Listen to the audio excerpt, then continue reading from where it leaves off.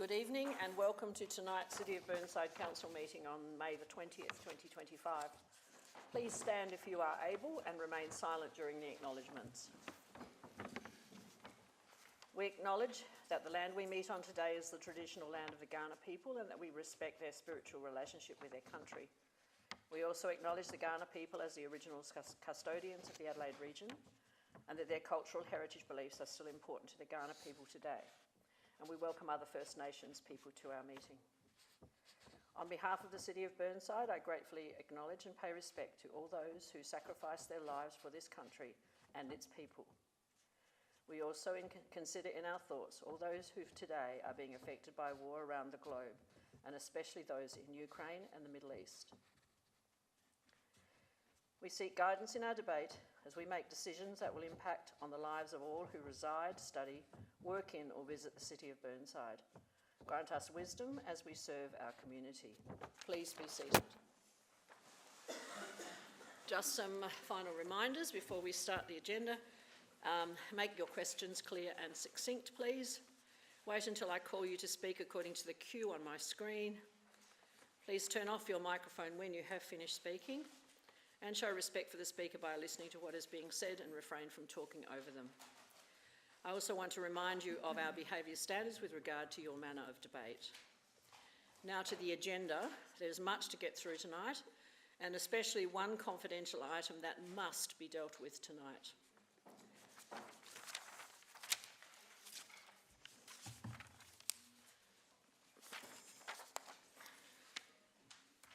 We have one apology from Councillor Zing this evening, and I just remind you, if you have a declaration of interest to make, it's made at the time of the debate. Confirmation of minutes, I seek a mover. Councillor Henschke moved, seconded Councillor Jennings. All those in favour? Against? Motion's carried. Now we move to public there's no adjourn business as such. It's all been built into the agenda for tonight. We do have one public question time, and I'll ask Ms. Betchley to come forward, please. Hello. And just introduce your name and the suburb you live in, and then ask a question.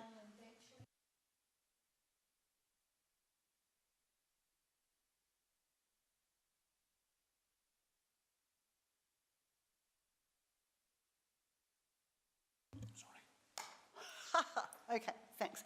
Yeah, it was quite helpful, the frequently asked questions. I had the opportunity to ask a few more questions, which gave some further clarity as to how Council is working to deliver what is appropriate and affordable with the revenue available, quoting from your draft. Taking steps towards budget repair, I was told that a number of projects have been removed. My question is, why has a new project been introduced and $40,000 towards a feasibility study of it when this project is not affordable, not necessary, and not wanted by 833 people in this local community?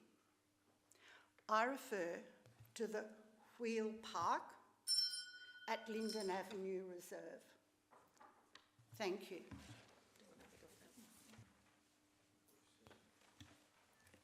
Thank you, Ms. Bletchley. Beg your pardon, Bletchley. So I can provide an initial response, and then if there's something that I need to provide in more detail, I'll provide directly to you following, so you have a comprehensive response. So part of this the question goes to, or the response rather, is the process of how budget bids can come into the budget itself. Some of these are through resolutions of council, which is through a democratic process of what council members vote for on a council resolution, and the council resolution was to have a feasibility study put into the budget, and so that was done. Then following that, several workshops undertaken with the council members to determine what projects would go in.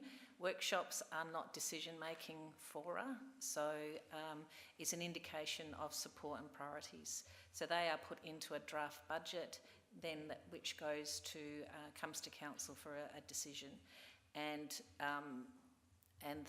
the decision on that was to retain that. That wasn't a unanimous decision, but it was to retain in the budget, and the budget goes for public consultation, which has been out, closed last Friday, and then the budget comes back to the council chamber in June for decision making. So that really goes to the process, and I appreciate your views and those of others of our community, but there are other. Excuse me, don't interrupt, please. Yeah, thank Don't you. interrupt. No, thank you for that. But that, yes, there are alternative views as well in the community, and council. Excuse me, you had the opportunity officially to ask one question. There is no other further questions to be asked, nor interruptions to be made. That is the process that we follow in this chamber. So I can provide some further response to you, but that's the process, and that's democracy, and sometimes thank you very much for that. I think we move on. Right, now we're moving on to deputations this evening, item 10.3, and we have 3 deputations. The first one is from Mr. Watson and Mr. Cooper. Would you like to come forward, please?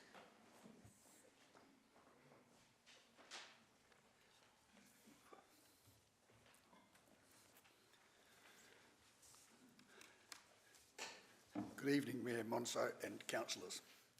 My name is Ken Watson. I live at Beaumont, and I speak tonight as Chair of the Board of Management of the Kensington Gardens Bowling and Tennis Club. With me is our Finance Director, Ian Cooper, who lives in Erindale. Our club's lease gives us exclusive use of the space, but that statement is very misleading. Many more than our 320 members use our facilities. Very briefly, about 100 non-members regularly play social bowls or tennis at the club. Up to 30 people come each year to participate in WEA lawn bowls courses that we run. Students from Norwood International High School and Saints Girls School come for lawn bowls coaching. Many schools, children and adults participate in tennis coaching. We host Eastern District Tennis Association matches on Friday evenings during summer. The Burnside Probus Club, the Burnside Combined Probus Club, an East branch of the National Seniors, meet monthly in our club rooms, and we think of them as part of our club. An excellent statement in the Burnside 2030 Strategic Community Plan envisages, amongst other things, a healthy, safe, connected and active community. The Recreation and Sport Strategy seeks to support recreational and sporting clubs and community to increase and encourage participation. And of particular relevance to our club, to increase and encourage participation to keep older people connected and physically active. Sadly, deliberations on this policy revision have progressed this far without consulting with such organisations such as us, leaving us feeling that we are opponents rather than teammates in this game, that we're being characterised as selfishly providing for ourselves at council's expense. Nothing could be further from the truth. We all want the same thing: a happy, healthy, active and connected community. My contention is that allowing a peppercorn rent is a small council contribution, allowing clubs to play their part in meeting council stated goals. Clearly, council does not think so, but if so, let us work collaboratively together to find a better model. At the very least, I urge council to defer voting at this stage until after conducting a genuine consultation with community organisations. Having said that, I'll hand over to Ian. Thanks, Ken, and thanks for the opportunity to speak here tonight. The proposed cost recovery rent policy requires each club to pay an annual amount based on the cost of council of managing their premises. Our share of the cost has been assessed at over $20,000. We think this figure is grossly excessive. Looking at the numbers, if we assume that the salary of a council employee doing lease administration work is $100,000, our $20,000 cost recovery bill represents 20% of that salary. If you assume a 50-week working year, the $20,000 amount recovered equates to 10 weeks' work. Under our lease terms and conditions, our club does almost everything. Maintenance of building and grounds, insurance, utilities. Council time is limited to inspections, lease renewals and the occasional interaction on matters which might arise from time to time. The suggestion that 10 weeks is required to administer our lease each year is far removed from reality. Our experience would suggest 1 week at work per year. On this basis, our share of the contribution would be $2,000, not $20,000. So in summary, it seems that the $170,000 total cost figure used by council is overstated, and the formula used to work out individual contributions is seriously flawed. The proposal that higher income from court usage by tennis coaches goes direct to council is also blatantly inequitable. The annual cost of grass court maintenance is much higher than hard courts. It costs us about $65,000 a year to maintain our courts. This figure is constantly increasing. One way of offsetting this outlay is to hire out our courts, which we do to a variety of people. But under the proposal, the higher income from use by a tennis coach is to go direct to council, and we continue to pay all court maintenance expenses. So council bears none of the ongoing costs, we bear the lot, and council gets a fair chunk of our income. How is this equitable? If introduced, the financial cost to our club would amount to over 50% of our net profit and impact our ability to maintain the services we offer to the community and members. We urge council to start again with this policy and consult with the lessees. We support in principle the notion of cost recovery rent being paid to a sinking fund, but we'd like more detail before offering a conclusive view.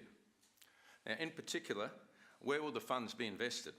At Kensington, we currently have a sinking fund, and we've got a significant amount invested in the stock market, which returns 8 to 10% per annum. Is it envisaged that similar investment arrangements will be made by the fund administered by council? Other issues which have occurred to us: what will the conditions for access to the money be? Will there be any GST implications in relation to the contribution? Will separate accounts for each club be maintained, which will show the amounts contributed and interest or other income earned? And will the contribution figures remain the same, or will they be indexed from time to time? Thank you for allowing us the presentation.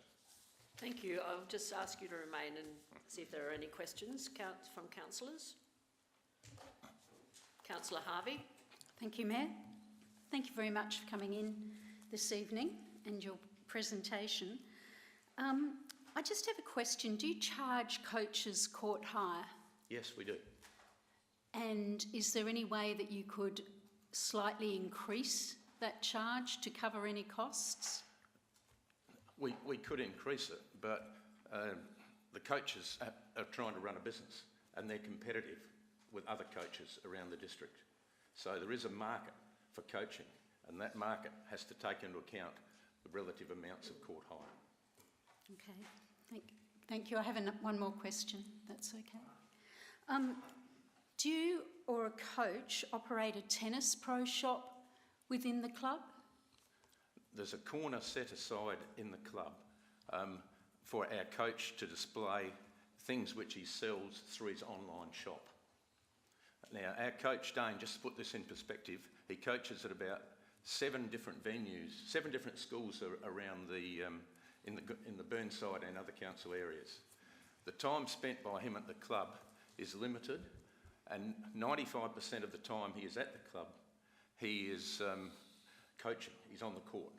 So if anyone expects that they could just rock up at the club and buy a tennis racket, they would be sadly disappointed because there would be no one there. So to use the word shop at the club is a misnomer, in our opinion. So if he's there, somebody can purchase an item? Generally, I think normally the way it happens, he'll talk to them and make arrangements for the purchase. That may be at the time, or alternatively, it might well be at a later point in time when he can get access to whatever the person requires, what sort of racket it is. Yeah.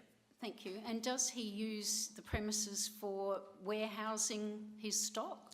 He's got stock on display there, yes. It's in a kitchen area. He hasn't got exclusive use to that area. From time to time, the club uses the kitchen, and his stock is displayed around that kitchen area. Thank you. Councillor Jennings. Councillor Harvey, could you just turn your mic off, please? Sorry. Thank you, Madam Mayor. Thank you, Mr Watson and Mr Cooper, for coming in. So I come from a not-for-profit organisation, and do you make your annual Treasurer's report available to the council? Yes, We're required to do that. we're required to do that under law. Yep. And so that has been taken into account with the figure that has come up? Which The Treasurer's report and where all your investments are in the, say, Yes, your stock market? yeah, I think it's in the balance sheet under the heading investment fund or something similar. So I'll assume it's a considerable amount in the stock market and the sinking fund? Yes, well over 100,000. And we need that. I think the point needs to be made that we have artificial bowling greens, and they have to be replaced about every 10 years. Though we had greens replaced about 3 years ago, because the first one only lasted 7 years. The replacement cost is in the vicinity of 350 to 400,000. So we're required each year to put a significant amount aside to fund the future replacement of greens.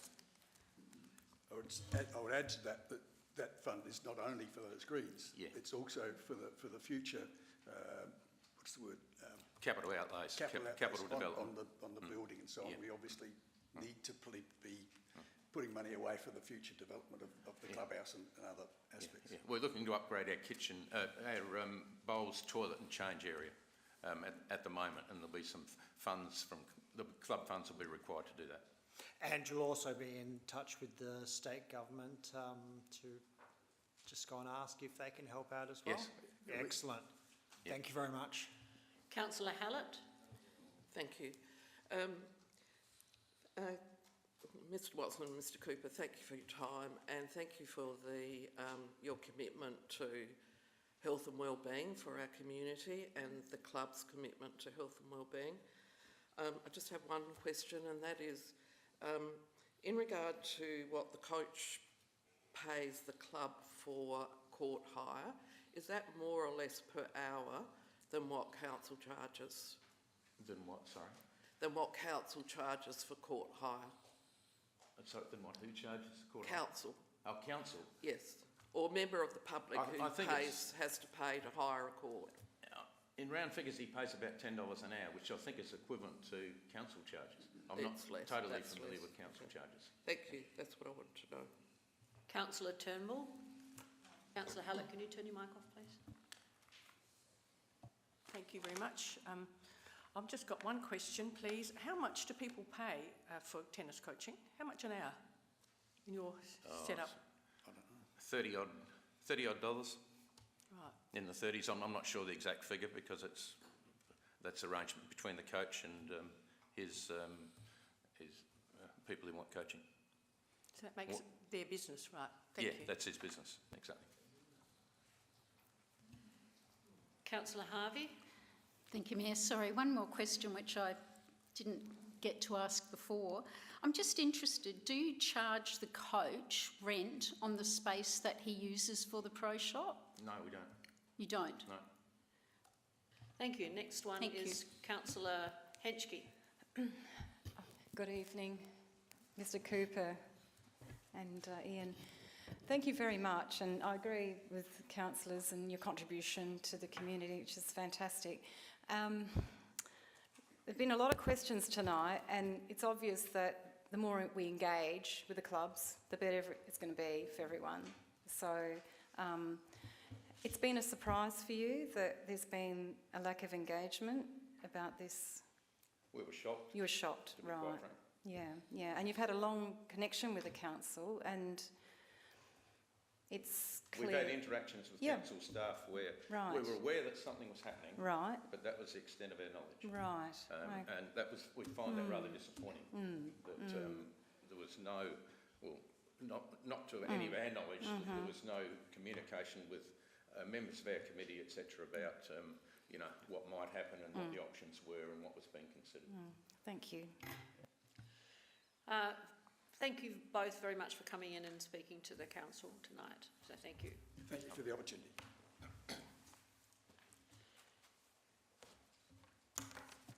The next deputation is from Susan Neal. Ms. Neal.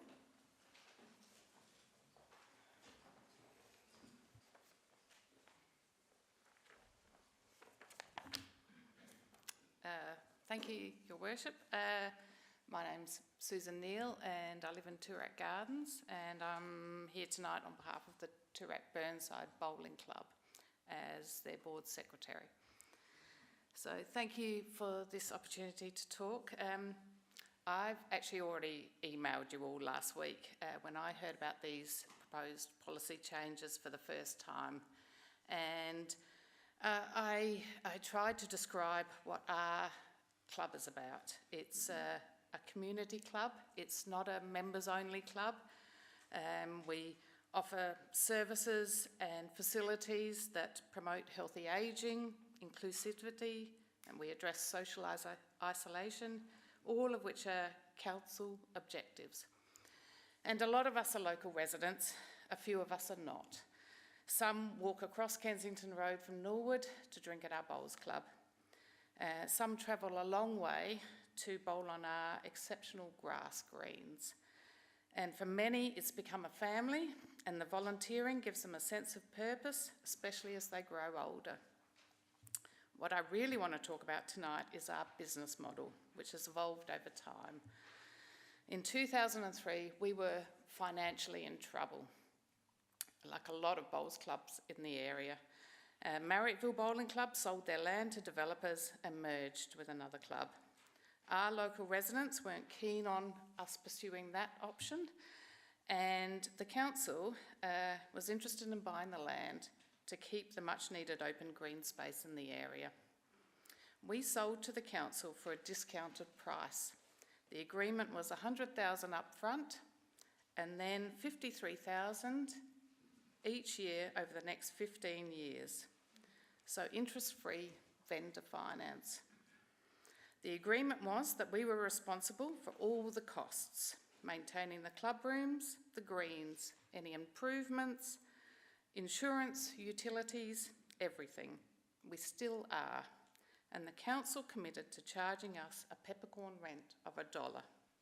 So it was a pretty good deal for Burnside Council, but it was a good deal for us as well, because we got to keep our bowls club. Fast forward to 3 years ago, and we returned a $25,000 loss, which was unsustainable. I was sitting on the board at the time, and we made the decision to not increase prices. We cut costs. We developed a club motto, "Together we achieve," and you'll see it on everything you get from us. And we had a massive volunteer recruitment drive. We then focused on getting as many people as we possibly could through our doors, and it's turned out to be pretty successful. But it's taken many hours of hard work, and we know we've got some big expenses on the horizon. In our view, these changes to the leasing and licensing policy are not in the spirit of our original agreement, which we've faithfully committed to over the last 22 years. If you implement this cost recovery model for us, we have no more costs to cut. We will be forced to raise drink prices because that's where we make our money. And every time we sell a drink, we'll be telling our local residents why their drink is more expensive. Not every community club has that option, and some will be pushed to the brink. Talk to your community clubs. Find out what their stories are. We're all different, and we all offer so much to your local residents. I'm calling on you, the councillors, the representatives of the people of Burnside, to stand up for the community. Defer your decision on these proposed changes until you've consulted with all your community clubs and the greater Burnside residents. Thank you. Councillor Turnbull. Thank you for your presentation. I'm just wondering, have you had financial support from the Burnside Council in the last few years? Because Because I seem to remember some grants going your way. Yes, so we have instigated a youth program recently to try and get some more younger people into the club. We have talked a lot to the council. We ran some come and try days for the council at no cost to the council, 2 in October of last year, and they encouraged us to apply for a community grant so that we could buy some smaller size lawn bowls that the kids could hold a bit easier. And Would you guys sort of estimate how much you've had in grants, community grants? yes, we got 5,000 last year for the small lawn bowls. For scoreboards, wasn't it? Well, that must have been before my time, must have been a long time ago. Yes, but I feel like every community club can apply for grants, and it shouldn't be that we have to then pay that money back.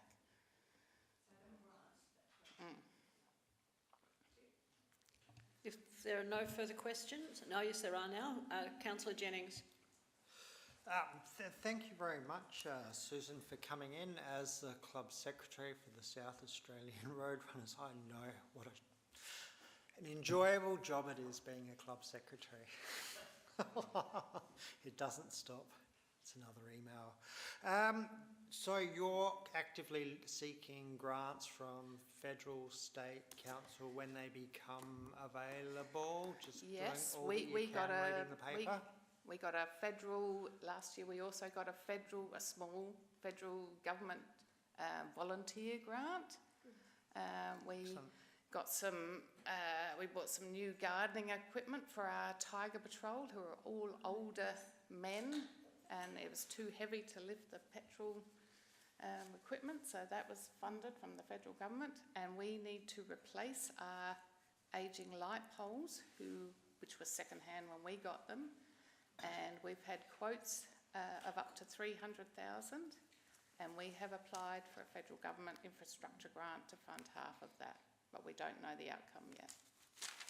But we have to replace them, and if we don't get it, we still have to replace them. And you've also made your treasurer's report available to the council, so they Yes. are well aware of where you are sitting financially. Yes. Excellent. We haven't had our AGM yet, but after the AGM and it's approved, then we submit it to council.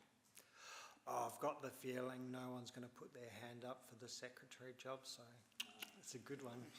Thank you very much. Thank you. Councillor Hench. Thank you, Sue. Question about the heritage significance of this club. Could you enlighten the chamber on when the club was established and its connection with the established neighbourhood of Toorak Gardens? Thank you. Yep, we've had our centenary a few years ago. It was established by some wealthy residents who decided to buy the land and set up a bowls club. So it's been going for over 100 years. It's a beautiful club, and it's a fantastic club rooms, which did burn down before my time, and insurance covered the cost of rebuilding. We have a lovely little blue plaque outside outlining the significance of it, and we spend a lot of money maintaining it, and but it's for our own benefit too, because we hire it out for external functions and people want to come and bowl there, so it's a win-win. Thank you very much. Thank you very much for coming in and doing your deputation. Thank you. Our third deputation is from Mr. James Pick. Would you like to come forward, please?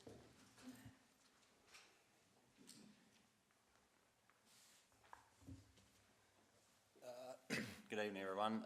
James Pick, Head of Tennis Development and Venues at Tennis SA, and we're representing the 5 tennis clubs affected by the cost recovery model tonight. So I did have a presentation that was going to go up, but I've got the slides here anyway I can speak to.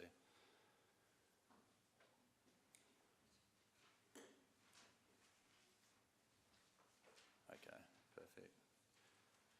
Thank you. So yeah, I'll jump right into it, and thanks to the Kenzie Tennis Club for presenting it more around the sinking fund model, which was one of our first slides. We acknowledge the shift in leasing and licensing conditions across councils. In Metro Adelaide particularly, therefore clubs coaches are expected to pay a lease fee larger than peppercorn lease. Our concerns are around an equitable balance and sustainability of these venues, with the lease fees being significantly higher than we're expecting. This puts financial pressure on all of these clubs. In principle, we do support the adoption of a sinking fund, but as mentioned, we do have several questions around, the processes and timelines, and I guess how clubs access this in the future and what for. Just moving forward, I'm going to speak more around coaching because it was a hot topic in the previous deputation, and just go through management models that we typically use in SA. So I'd say 90+% of our clubs that have coaches are club coach models, which is a strong relationship between the coaching business and the club, and that is integral to the success and long-term viability of the tennis and the facility. So together coaches and clubs drive participation. I think that's the key message in that slide, is they work in unison together. They're not a business operating at a venue with a club there, they are a team, and they work together to drive participation. So just moving on to the next slide, thank you. So just outlining here, coaches at affiliated venues are deemed club coaches as per that model and have a direct impact in the participation rates and sustainability at the venue. I think a clear message from us is these are not private coaches. To us, private coaches use courts with no direct involvement with an affiliated body, no volunteer time attached to those hours, and therefore in our eyes commercial rates are appropriate. Club coaches are not private operators and hold many club volunteer roles, including junior coordinator roles responsible for grading of teams, team management, selection, general committee member, plus a lot more. Roughly on average across the board, 5 to 10 hours a week would be committed to volunteer time. That's probably very conservative. Coaches are the driving force behind a healthy and thriving club, and our best performing clubs across the state have a strong club and coach relationship, resulting in high participation rates. And we're just fearful that charging coaches these excess fees will result in coaches leaving the area and making it very hard for clubs to attract coaches into the council region, which will diminish competition teams and impact probably the main revenue stream for that particular venue. So next slide, please. Just a bit of a breakdown here outlining a bit of a snapshot of these clubs. 5 clubs, 84 teams in the Eastern Districts competition, 3-player teams, so 252 juniors competing. Traditionally winter is lesser competition, but there's strong numbers here. So Eastern Districts has the highest number of juniors in Metro Adelaide, which is largely due to the relationship with coaches. You can see in the graph there's a direct correlation between venues that have a long-term coach at the venue and number of teams that the venue has. And on the left you can see the qualifications attached to that. So I'll just quickly fly through the next couple. Programming Hotshots is our feeder into competition, so these aren't captured in current numbers. These are feeders into competition numbers, so without Hotshots there is no development of players through into comp tennis, and these can only be delivered by an accredited TA coach, which 3 of the venues have. So just quickly touching on this, we've done a bit of a look. We've got 20 venues, 87 courts, 5 affiliated venues, 35 affiliated courts, non-affiliated 52, which is just sort of showing there's a number of opportunities for the local community to access courts within the City Council. And our fear is restricting club and coach usage at affiliated venues impacts the ability to generate the appropriate revenue to cover the proposed cost recovery model, potentially resulting in financial hardship for clubs. Just some recommendations from us is just club coach arrangement together, not individual. We don't want to break that relationship with our clubs and coaches. And I'll have to wrap it up, I guess. Just finish off. Yeah. Oh, thank you. Just an example policy, just some benchmarking across other councils is we got 0 to 6 courts, 5,000, 6 to 12, 10. Just really want to highlight with that comes with a lot of extra maintenance from council, so they're not paying just that fee and no maintenance in return. They're getting heavy handouts from major redevelopments, upgraded lighting, fencing, any of those sort of works there that happen. So it's not, I think it's really important to consider other clubs that don't have that. So there's other benchmarking. Those fees are considerably less than $1,000 for a 6-court. So again, I'll just finish up. We're seeking a deferral as well, if possible, just to clarify some of the questions that we do have on this slide. But thank you for your time. Thank you for coming in. Councillor Dawes. Hello, James. I know James, so you're wondering why you're smiling at me. I thought that the slide with the pie diagram, not pie diagram, the number of participation breakdown, barcode, thank you ladies, that Burnside's got no coach. I thought the coach at Burnside was the same as Kingston and Lawn, correct or incorrect? He's there, but he's not doing many hours that we're aware of, no. So there's, yeah, I think he's based, like it was mentioned, at multiple venues, but he's not operating to any capacity there. Which leads to my second question there, please. Yes. Now, the coach at Kingston Gardens is an ATPCA coach. Can they undertake hot shots like the TA club pros do? They can deliver modified ball. They can't brand it as hot shots. So the hot shots is a licensed product with Tennis Australia and only delivered by Tennis Australia accredited coaches, or a community play, which is a volunteer delivered model for regional venues with no coach. So ATPCA they've got the skills and the education to deliver modified ball programs. It's just not branded hot shots. Thank you. Councillor Hallett. Thank you. Thank you for your time. Thank you. I've got a few questions. One is that, are you actually a former club coach at the Burnside Tennis Club? Yeah. Okay. Does Tennis SA have an issue with a sinking fund? And if so, why? Like I said, in principle we don't, because our understanding is those fees will be given back to the club.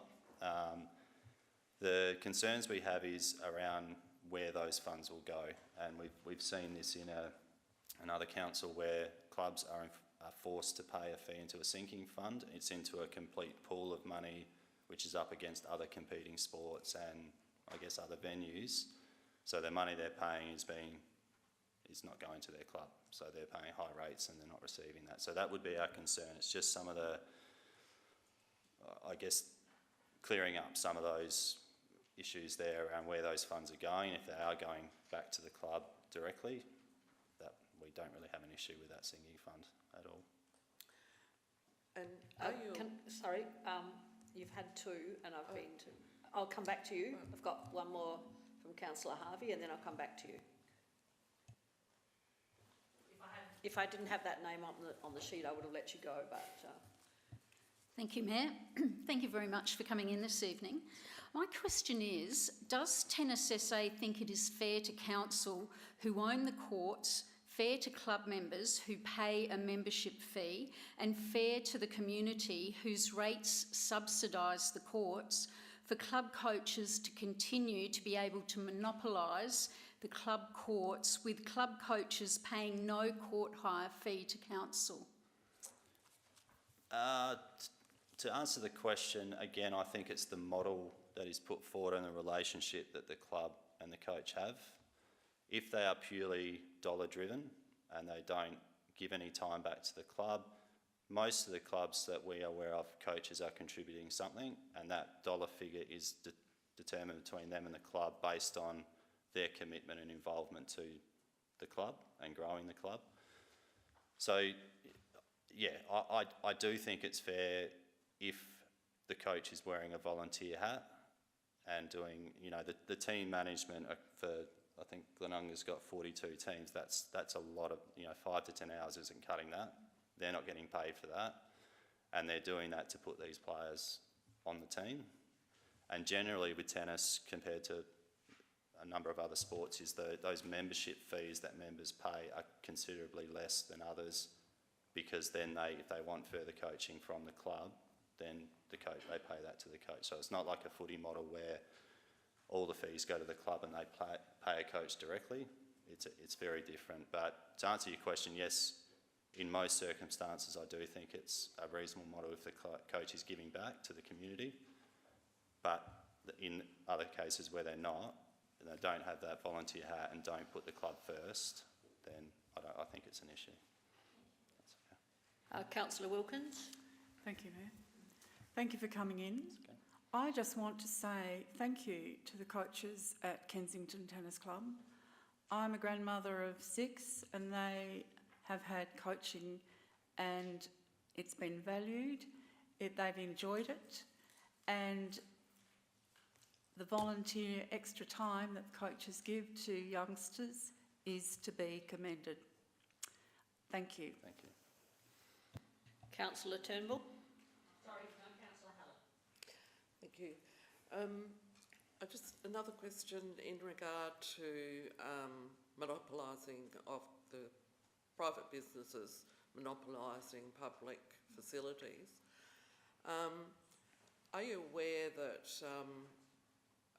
one of the tennis clubs has actually booked out 7 days a week, every single court, and the only gap is an hour over lunch? So neither can the members aren't able to access the courts, and neither are any members of the public, but they're labelled community courts. And I also understand that another one of those clubs that you're representing, while they're not booking out officially any of the courts, they are all fully used after 4 o'clock and fully booked by a coach who's not paying or booking any courts. That means that the community and the mums and dads who want to go down and have a hit and coach kids themselves can't get access to these courts. So I'm looking for a way that we can not subsidise private businesses, but allow the coaches and allow the clubs to come to an arrangement with their coaching for the work that they contribute to their members, but at the same time allow the broader community to access public facilities.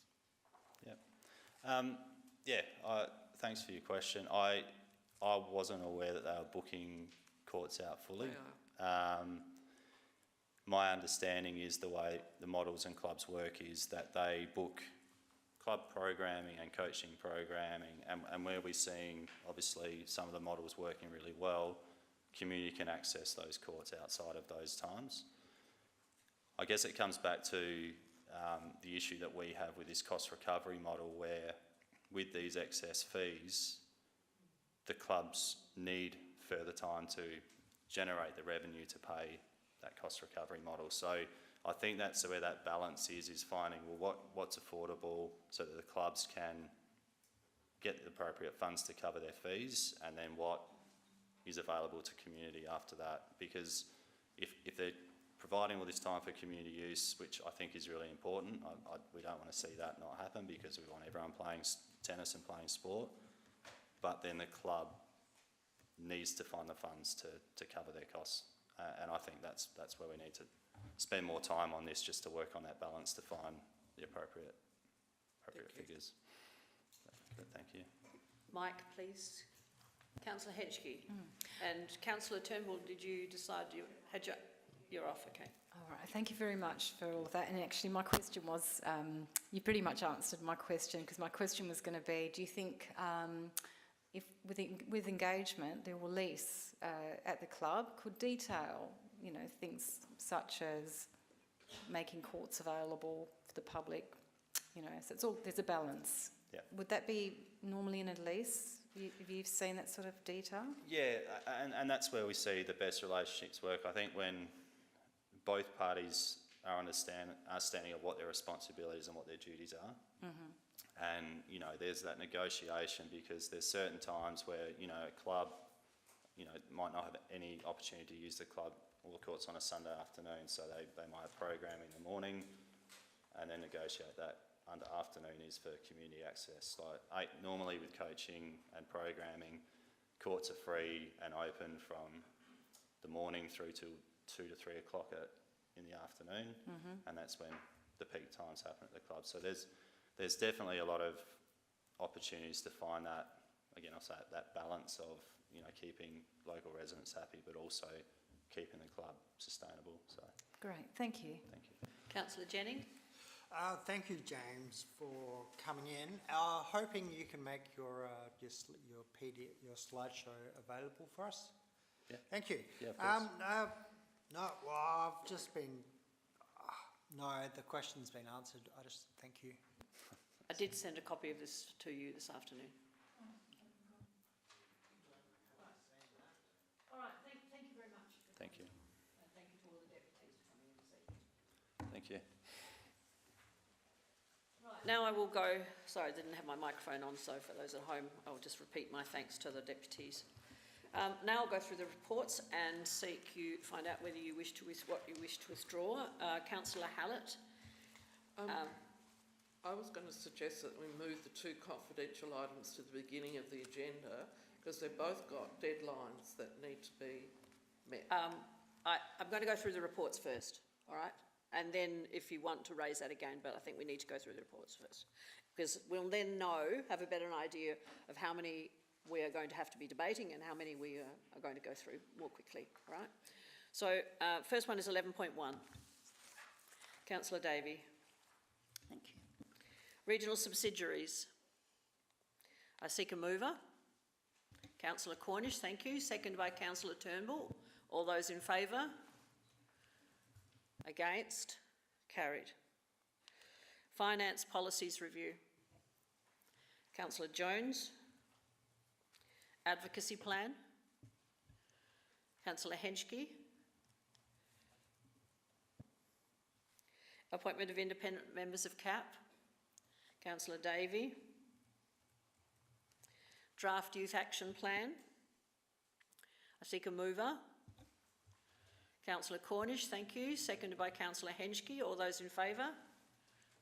Against? Carried. Leasing and Licensing Review. Councillor Turnbull. The names are up there before I've even read them out. Annual Review of Confidential Items. Councillor Turnbull. No? All right, Annual Review of Confidential Items. Councillor, someone like to move it, please? Councillor Henschke's moved it. Councillor Cornish seconded. All those in favour? Against? Carried. Feasibility Study, New Water Activities. Councillor Turnbull. Council Service Reviews and Asset Management Plan, Intervention Levels. Councillor Henschke. Moving. You're moving it? Thank you. Well, it's already been moved. It's supposed to give people a chance to withdraw it. All right.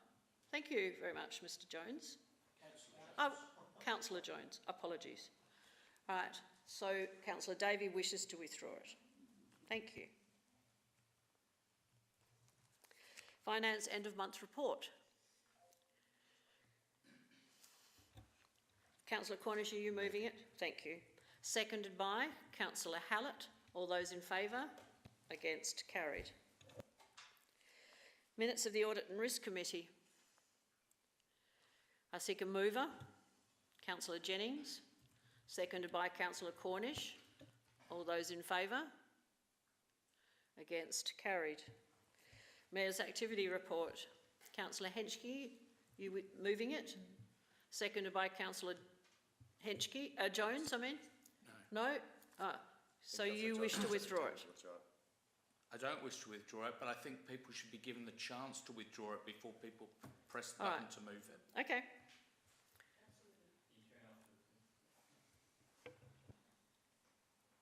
So I'll just ask everybody just to allow a little more time before you jump in to move a motion to allow for an opportunity for someone to withdraw it.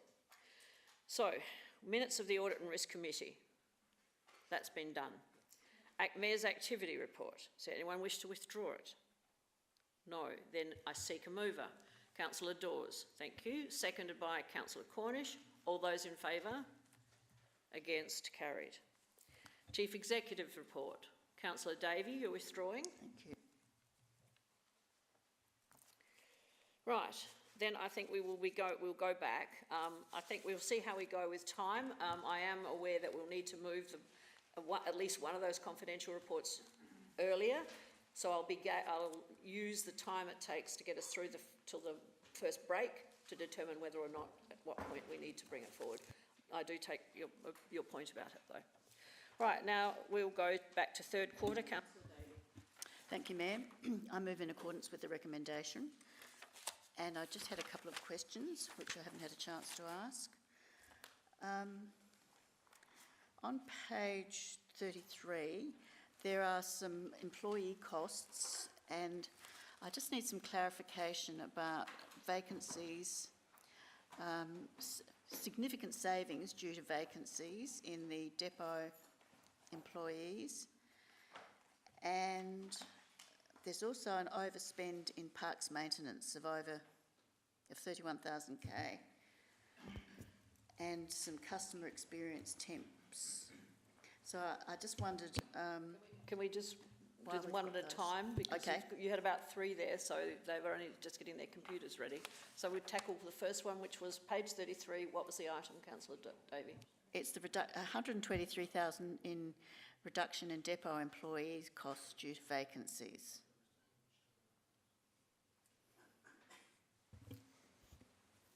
Through the Mayor, to provide you with a detailed specific answer, we'll take it on notice. However, the two matters offset each other somewhat, so there were some savings through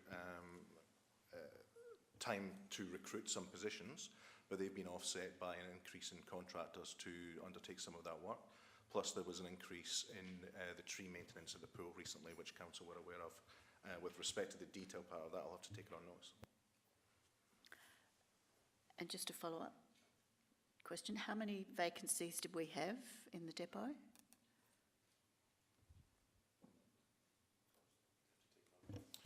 That will be provided to us? Through the worship, that's across the whole year, so there'll be a certain number of vacancies through a certain number of positions at different times. To provide you that information, we'd have to take on notice. Thanks, it's just that we haven't been getting that information, so I was not aware that we had quite so many vacancies. And just to clarify, the overspend in parks is due to tree maintenance, is that correct? Through the Mayor, that's, as I said, that's one of the reasons that I can turn my attention to, but I'll provide you detail through by taking it on notice. Thank you. So you're moving now, Councillor Davey? Councillor Cornish, you're seconding it? Happy to second. Councillor Harvey, did you wish to speak? No. All right. Then if there's no one else to speak, I'll go back to Councillor Davey. All right, then I'll put the motion. All those in favour? Against? Carried. Councillor Jones, 11.3, page 94. I've got to change this, please. You've sent it through? Okay. What page, sorry? Page 94, so you haven't sent it through. Can I just ask in future that alternative motions are sent through prior to the meeting, so it makes it much quicker, particularly when people complain about the time it takes for the staff to put it up on the screen. At the end of number 1.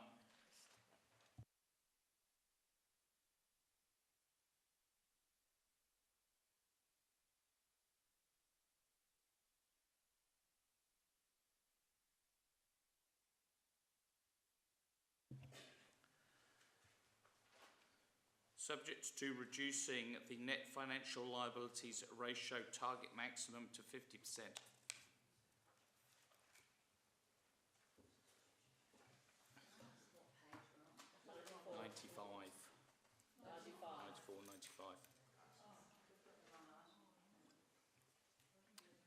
We're looking at item 11.1 on the screen.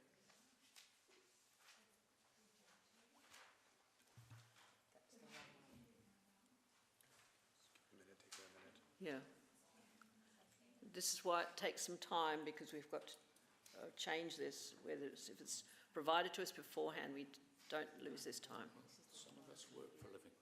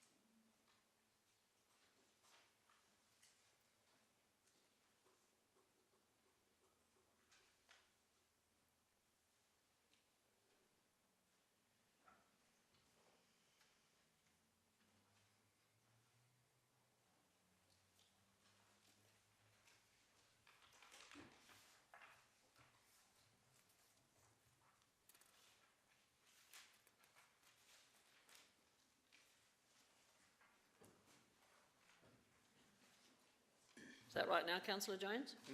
Good. Cool. Good evening, colleagues. Look, I have a philosophical difference of opinion with the Audit Committee on this policy and on the debt limit. This council has had a debt limit target of 50% of revenue for very, very many years.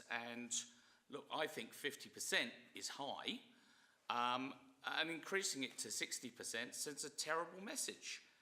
Now, the Audit Committee have come up with this change because they've said, well, in your long-term financial plan, you're actually going to go over the 50% target, so therefore you should increase the target to suit the long-term financial plan. And I think that's just completely, it's a term I'll not use, I think it's wrong. I think what you should say is we've got a target and we're breaching that target, and we should do what we can very quickly to get within the target, rather than just saying, oh, well, you've blown the target, we'll just change the target to suit your lax financial performance. It's just wrong, because what happens then is, oh, we get to 60%, we go over 60%, do you say that's a bad thing? No, we'll just change the target. You know, you go up to 70% debt, and you go up to 80%. You just get this endless ratcheting of permitting bad behaviour in terms of council finances, and just changing the policy if you can't hit your policy. So I think it's philosophically wrong, and I think we should stick to our guns and say, we've had this 50% target for many years, and we should do our level best to stick to it. And if people have voted for projects that take us over, then it's flagged that we've breached our policy, and we should do what we can. Either there's two ways in life to balance your budget, isn't there? You increase your revenue, or you cut your costs to suit your purse. Now, personally, I favour the latter of cutting costs. Most of you love spending money, particularly other people's money. So you end up increasing rates revenue. But at the moment, we're doing neither. We're just going deeper and deeper into debt and paying more and more interest. And it's something that we shouldn't condone, and we should stick to our guns and keep the policy as it is. Is there a seconder for Councillor Jones' motion? Councillor Harvey, do you wish to speak? I reserve my right. Thank you. Councillor Dawes? Yes, a question to administration here. I'm looking at paragraph 11 on page 95. Now, Councillor Jones has just given us a précis of why it was 50% in the past and now it's 60. Can administration comment on a little bit further detail on paragraph 11 for us? Through the Mayor, yes, the Councillor Jones has indicated, yes, we do have some future loans within our long-term financial plan in order to undertake a couple of projects that we have in that long-term financial plan, those two projects being Kenzie Gardens club rooms redevelopment, of which we're only paying a third of the project, and also the redevelopment of the Regal Theatre, which again, we're only looking to contribute a third. But as Councillor Jones has mentioned, those two lines are going to keep us above that 50% for the next couple of years until we reach a cash positive process through our budget repair process that we're going through at the moment. And so we're not looking in our long-term plan to be back within the 50% until year 4, which is 2028-29. We'll be back at 50%. Keeping in mind the LGA and the LGFA both recommend a target maximum of 100%, so 60 is still quite within the range that those sector-wide bodies and our own financing authority are using to measure our liquidity. So the Audit and Risk Committee did recommend 60 and they're quite comfortable with the 60%, but ultimately it is a decision for Council. Councillor Henschke. A question for the administration. Thank you. Can the administration indicate the trajectory that we would expect over time? The question is, will this financial liability ratio possibly decrease, come right down to the average of around 35-40%, which is what the average is in South Australia across councils? Thank you. Through the Mayor, we're currently, for the current financial year, you would have seen in the Q3 budget review that we're looking at a ratio of about 55% for this year. It's going to remain fairly flat at that sort of 55 to 56% for the next couple of years.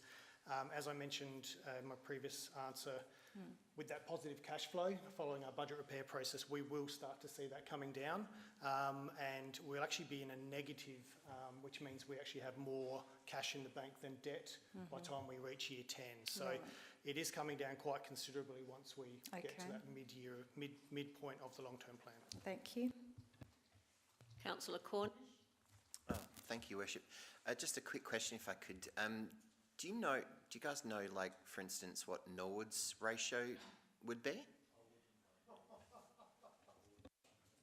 Through the Chair, through the Mayor, I don't know the exact number off the top of my head. I am aware a number of councils have received letters from the LGFA, including Norwood, and they normally only issue those letters once they reach 100%.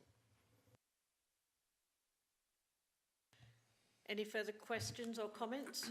Councillor Turnbull. Yes, thank you, Mayor. I've just got one. How many years of budget repair do you prophesy that we'll have? This is the second year. Through the Mayor, we had 2 years, which was last year and this year, which were referred to as the budget repair process, which we had higher than normal, I'm going to call, rate increases forecast. Next year's rate increase in the long-term plan is 4%. And if you look at our assumptions, it tapers back and follows CPI from then onwards. Any further questions? Councillor Harvey, do you wish to speak to second? Right, then I'll go back to Councillor Jones. Colleagues, there's 2 things really to say in response to what the staff have said.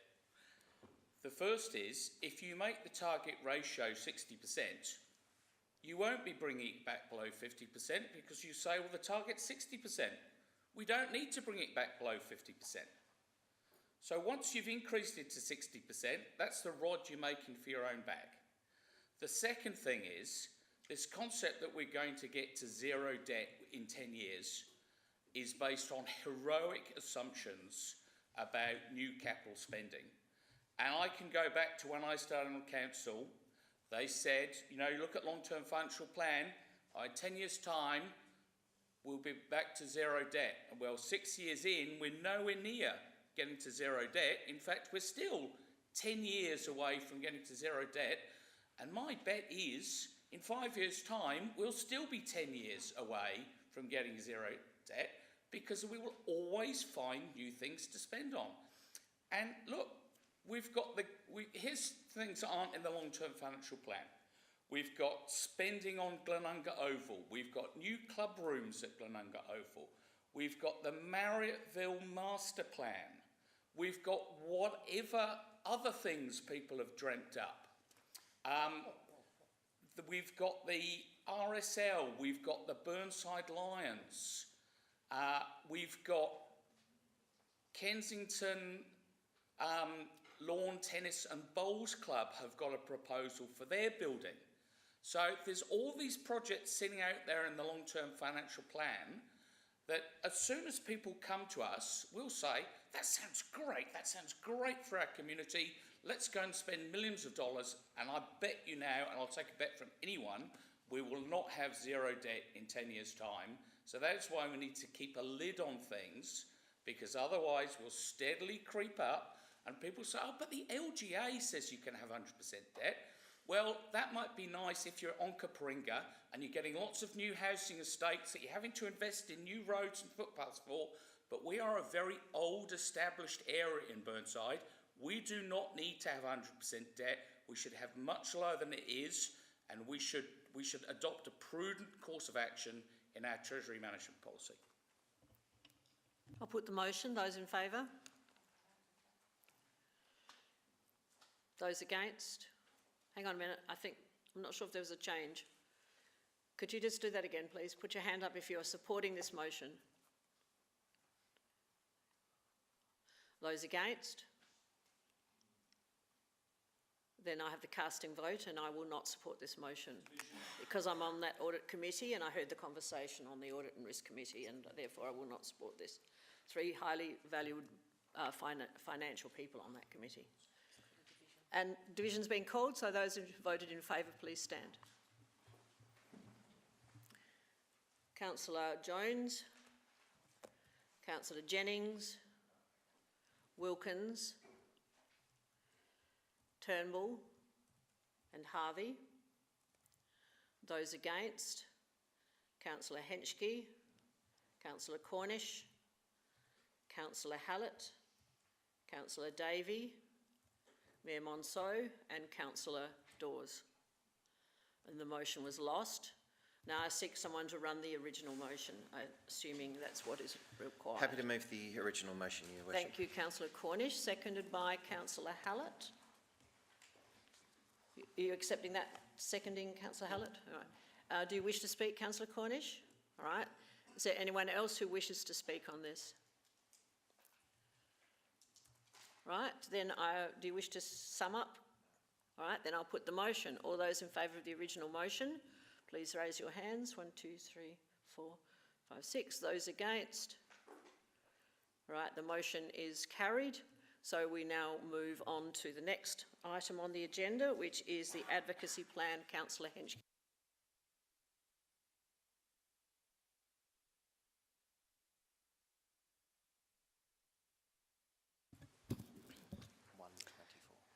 Thank you, Mayor. I move with the officer's recommendation. I'm just getting to the page. 124. 124. Thank you. Yeah. So I move the officer's recommendation to endorse the advocacy priorities and neighbourhood projects in attachment for inclusion in the City of Burnside Advocacy Plan. And I really want to thank the administration and the CEO for this initiative, which is a very strategic document as council can use. I'm particularly pleased with some initiatives in there for the established neighbourhood zones, small things, but very important to our heritage. In particular, the things we've supported in the past, like bluestone curb and gutter works. A lot of these bluestone gutters have been need maintenance. We just haven't had the budgets for this over time, and if we can get any help from government to do that, that'll be excellent. So I would really like to quickly move this motion and seek your support. Thank you. Councillor Davey, are you seconding? Yes, I'm happy to second it. Thank you. Do you wish to speak now? Yes. Yes, I thank the CEO and the staff for all of the work that they've done, and my colleagues on council. The one thing I would like us to include is that we include, this is largely for state governments and federal governments, who of course have all the money. There are also advocacies needed for adjacent councils, and I don't think we've recognised that, because one here that's mentioned is of course the Marrickville Precinct Master Plan is contingent on us having agreement with Norwood, Payneham and St Peters Council. We've also had a significant McGill Road master plan amount of work that's been done, which was done with Campbelltown Council very successfully. And from time to time we have,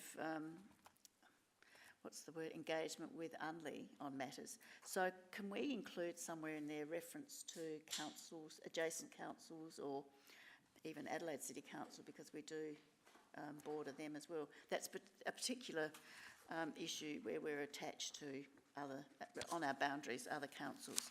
But otherwise, if we can include that, I'd be very grateful. Otherwise, this is very worthwhile to hopefully be able to attract some funding for and progression of our listed policies, projects, and that, as has been mentioned, the small projects and pieces of work that we need doing from time to time. Thank you. Although they might not be small, I'm wondering if that is covered, Councillor, in the advocacy priorities and neighbourhood projects, whether you would accept, and the CEO would accept that as you're taking that on board, because you're right, there have been other projects, and there have in the past, and there will be others in the future, and we have also supported Campbelltown with their request to the State Planning Commission over the development of sporting facilities in the old university campus, University of South Australia campus. So I think those opportunities are things that we would be continuing to look for whenever those opportunities arise with era councils, but also, and you're right, and Adelaide City Council as well. So are you okay, comfortable that that's been taken note of? Did you want something built into the recommendation? Just to acknowledge adjacent councils, if we could, to acknowledge, just have somewhere written so it doesn't get overlooked. Through the Mayor, we can provide some additional wording that recognises those. Right. So if you're happy with that, then Councillor Jones, you wish to speak now? Thank you. Colleagues, it's said that a camel is a horse designed by a committee, and that's how I feel about this advocacy plan, in that it's a mix of some good ideas and some terrible ideas, and we received guidance from the CEO that we might want to prioritise things that the Commonwealth and state governments were actually likely to support, and we completely ignored her advice and stuck in a whole load of stuff that has no prospect of success, or is supremely, in the grand scheme of things, not that important. So, you know, we're ranking up there with the city master plan changes, Moorcroft Bridge restoration, which is probably very important if you live in Moorcroft Reserve, but I really don't think should be one of our top 11 priorities. And then there's things like bluestone guttering. We're going to be the laughing stock of the South Australia. Premier Malinauskas is going to say, you silvertails living in Burnside are dreaming. He's going to make a mockery of us and say he's funding things in Elizabeth. It just beggars belief, and especially since in Beaumont Ward there are people who don't have curbs whatsoever, let alone bluestone ones. It's an insult to people living in the foothills that we would even consider that this should be a priority that we should be going to the state government for funding for. I mean, this is like, I remember when I was growing up, the Michael Foot's Labor Party, their manifesto was described by one wag as the longest suicide note in history. And I'm afraid, camel riders, this is what this is, so I can't possibly support it. Is there anyone else who wishes to speak?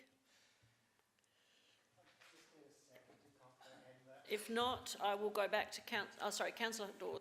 Yeah, look, I have to respond to Councillor Jones because we did have a workshop and we did have some indications of which were our priorities, and look, I don't agree with every priority that has been put in here, but the majority did say that. So if there's something there that this council believes should be taken out, we should discuss it now. But we are a democracy, and we have gone through this, I think 2 workshops, it could even be 3 workshops to work out what are the most important items. So I feel this is the best result, even though I may not agree with all of them. Councillor Cornish. Can I ask a question regarding timing? Like, how urgent is this document to be ready for, obviously, the state elections March next year? But if Councillor Jones wishes to refine, if he hadn't have spoken, he may have offered an amendment that we actually take this back to a workshop again to refine the priorities to align to state government priorities. Might have been a better alternative, but what is the timing on it? Do we need it ASAP? Through the Mayor, I would envisage that as soon as we possibly can. However, it's up to the council members to make sure they have what you want as a chamber to pursue. I would anticipate that state political parties and candidates are very much already well underway in their policy platforms and initiatives that they would be shaping up.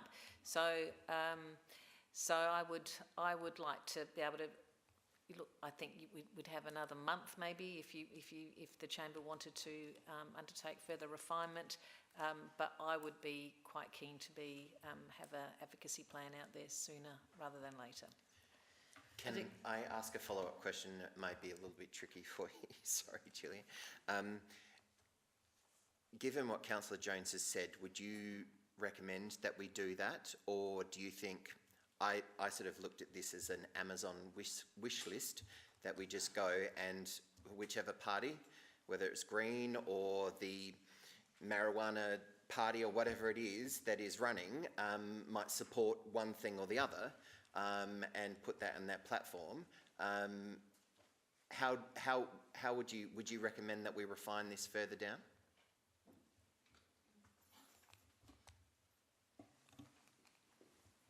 Through the Mayor, this is the first advocacy plan the City of Burnside has undertaken, so it is something, I suppose it has something for everyone in it.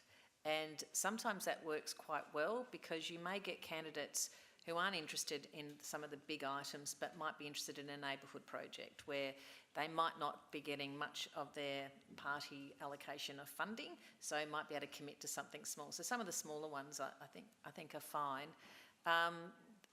Look, I don't think what we have at the moment is unworkable, but I don't think, depending on whether we're going to have quite a structured, very pointed process of saying what are we trying to align to, I think what we have is workable. And so it's as Councillor Dawes mentioned, it's a democratic process, and we have 13 elected members who have strong views on what they would like to advocate for and receive funding for. So I think that's the challenge of how do you refine that further. Can I also say that ERA councils are also developing an advocacy plan for the next election, as we did for the previous state election. And some of these things, these items in here, are significant items for the whole of the ERA councils as well. And obviously that plan will be contributed from Burnside's perspective. That'll be contributed to the ERA plan as well, and to consolidate and to support that in terms of what ERA wants to achieve as 6 councils, which will have slightly more clout. So I think it's a good guide. Councillor Wilkins. Thank you, Mayor. I see this as a working document, and all of these I can identify with the home support program for elderly, library services, the McGill site development, precinct plans, Regal Theatre, Commonwealth, once again, the Glenunga Oval, there are opportunities. We've highlighted the areas that we need extra funding in, and if the opportunities become available, we've obviously got some work behind this document that can be instantly accessed, and I see that's a good idea. So we're out there running, and if we put it in with ERA Council's identified projects, great. I support it. Thank you. Councillor Turnbull. Oh, thank you, Mayor. Can I just clarify? So in the next month, can we actually put up a case for other projects other than that 11? Noting the fact that not all council members were at that workshop. I don't think we quite realised that this was going to be set in concrete. Through the Mayor, advocacy plans, they are a working document, and they do have, if there was a commitment made by either party for something, or ideally a commitment by both major parties for one of our projects, there are certainly opportunities to add things to an advocacy plan. I think I might have to ask Aaron around the process for that, because I think there is some delegation for me, I think, to nothing major, but to add some smaller things to the advocacy plan. But an advocacy plan, by its nature, is never set in stone forever and a day, because things change, circumstances change, politics change, funding arrangements, grant applications change as well. So this plan, while it is sort of set for the state election for March next year, it also sets us up for federal grant rounds, state government grant rounds, and a whole raft of things.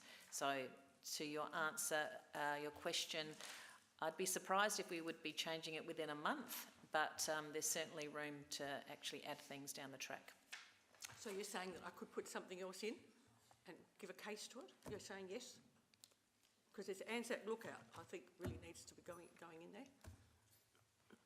The short answer through the Mayor is that it can be added to, but once Council approves the plan as it stands, that would be what we would be working with for our advocacy over the next, I would say, the next 6 to 9 months.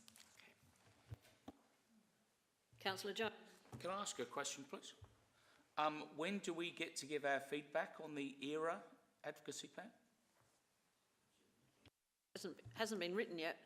It's in a process of being put together by the CEOs.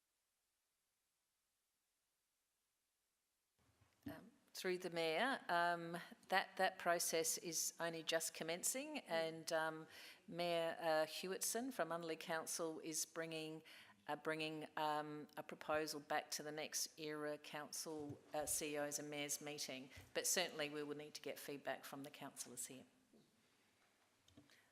Just to add to that through the Mayor, that mostly the projects that are there are obviously designed to be commonalities between all councils in the ERA. Councillor Wilkins, you got a question? On your ERA plan, do you have a Greater Adelaide bypass? Through the Mayor, that is definitely one thing that we would be advocating to have on there. Thank you. And go back to the original mover of the motion, who was Councillor Henschke. Thank you, Mayor. Well, let's support the Chief Executive Officer, who has a track record in getting quite a bit of federal and state money when in her last role on Kapringa Council.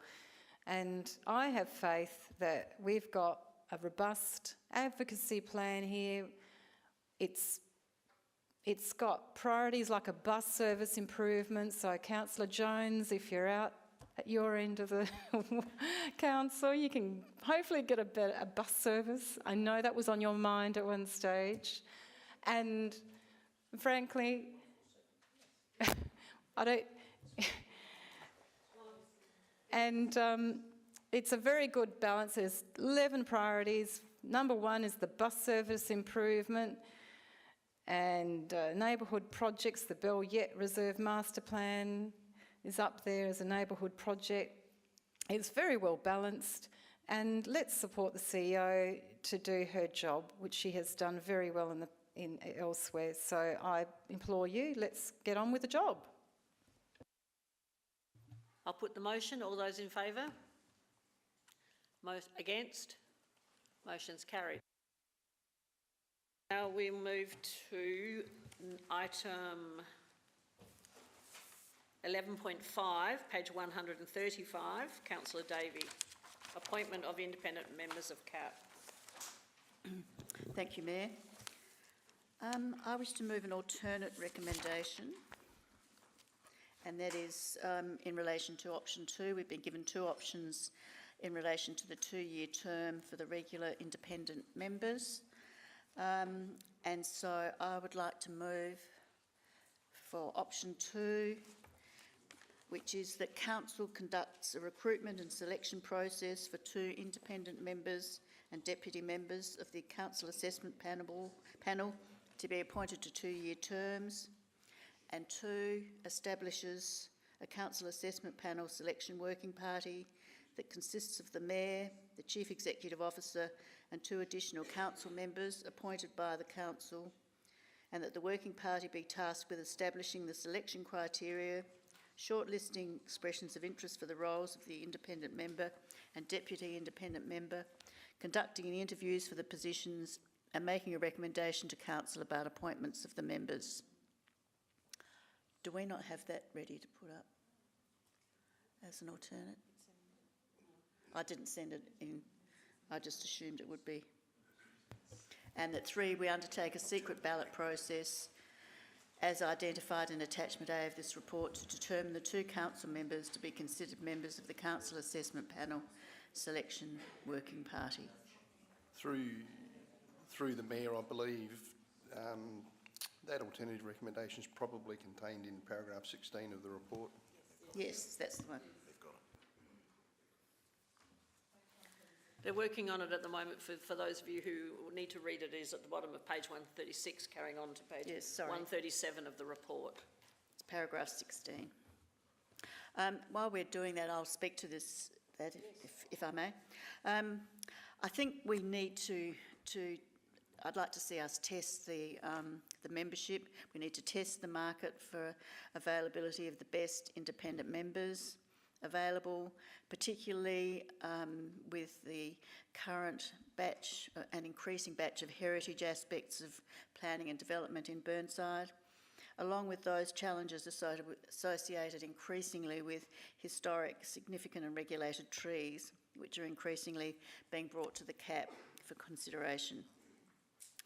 I'll also remind you that we also currently don't have gender equity on the panel. We do have a council rep on the panel as a woman, but I think we could look to increase our gender representation and perhaps our architectural expertise on the panel. So I think all in all, in summary, I think it would be a good idea to test the market, and I ask for your support to do that. The current incumbents have had 2 years, and I think their term expires in October. So I would ask that you support this motion tonight. Thank you. I need a seconder. Councillor Turnbull, you're seconding. Do you wish to speak? Don't wish to speak. Is there anyone who wishes to speak? Councillor Henschke. Oh, thank you. I have a question, 2 questions. First one is, what is the cost of calling publicly for these positions? What will that cost City of Burnside? Just approximately. Through the Mayor, the finance section, I believe. Oh, sorry, I should have checked. It would be in the order of 1,200 to go through an advertising process. Oh, yeah, that's right. Plus the onboarding. Plus onboarding, so the total costs, including onboarding. Sorry, according to page 137, it's be $6,200. In total. Thank you. And may I ask another question? I note that our current CAP member, one of them is also a CAP member at another council. Thank you, Councillor Wilkins. It's a common thing. Is that helpful? Or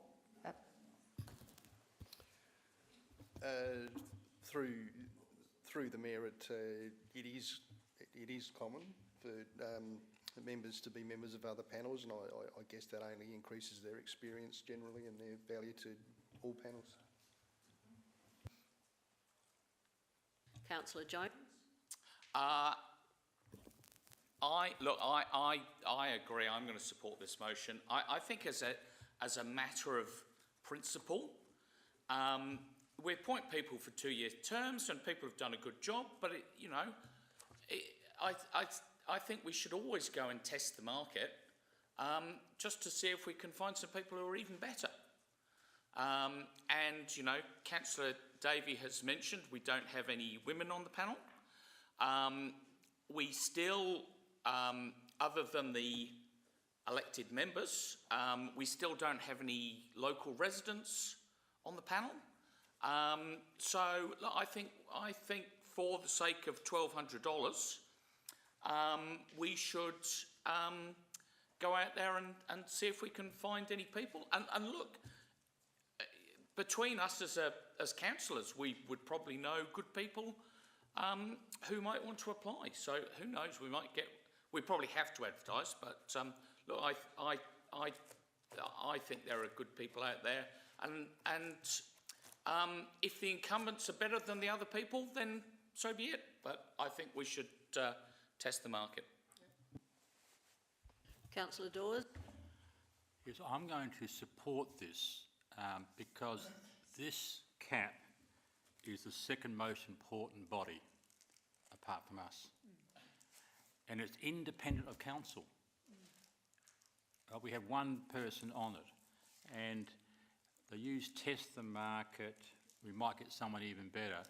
I don't think we're having a go at Jock Smiley or Graham Burns here. What we're saying is we want to throw it out there, and if they are still the best ones, or there might be a female member, as Councillor Davies has said, that we want to look at, I think open it up. When I've been on an independent board, I expect to be interviewed and put a nomination in every 2 years. I don't expect to get 4 years. I hope to be re-elected, but I think the same thing here. And because it's our most important committee out of all of them, because when we have a development which the residents are very worried about, they always blame us if it's approved.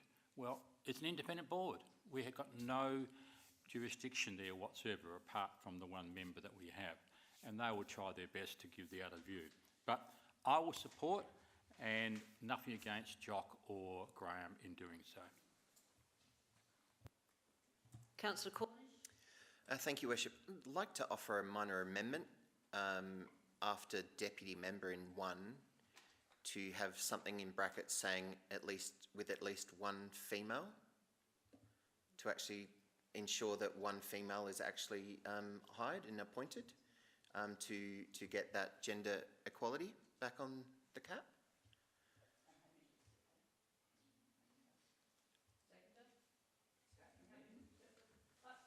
It's not a requirement any longer by the government to have a gender equity, but that does that stop us from putting that condition in or not? Through the chair, there's certainly nothing to stop the council seeking to have more gender equity, but that has to be overlaid by the relevant experience. So we need to both tests need to be passed. So I'm just wondering, Councillor Cornish, do you want it to be a condition or a priority? How about with female participation, a high priority? Yeah, I would prefer to go that way because we want the best person for the job, and in the end, if we have that as a priority rather than a condition, I think I would personally feel more comfortable, but it's up to the rest of the council to make that conclusion once they get to the vote. So if you're happy with that, Councillor Davey and Councillor Turnbull. I'm not, actually. You're not? No, I don't think it's necessary in this day and age.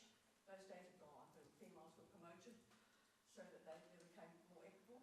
Now it's everybody, equal for everybody. So without the seconder supporting, it lapses. So we don't put in anything about gender priority. All right.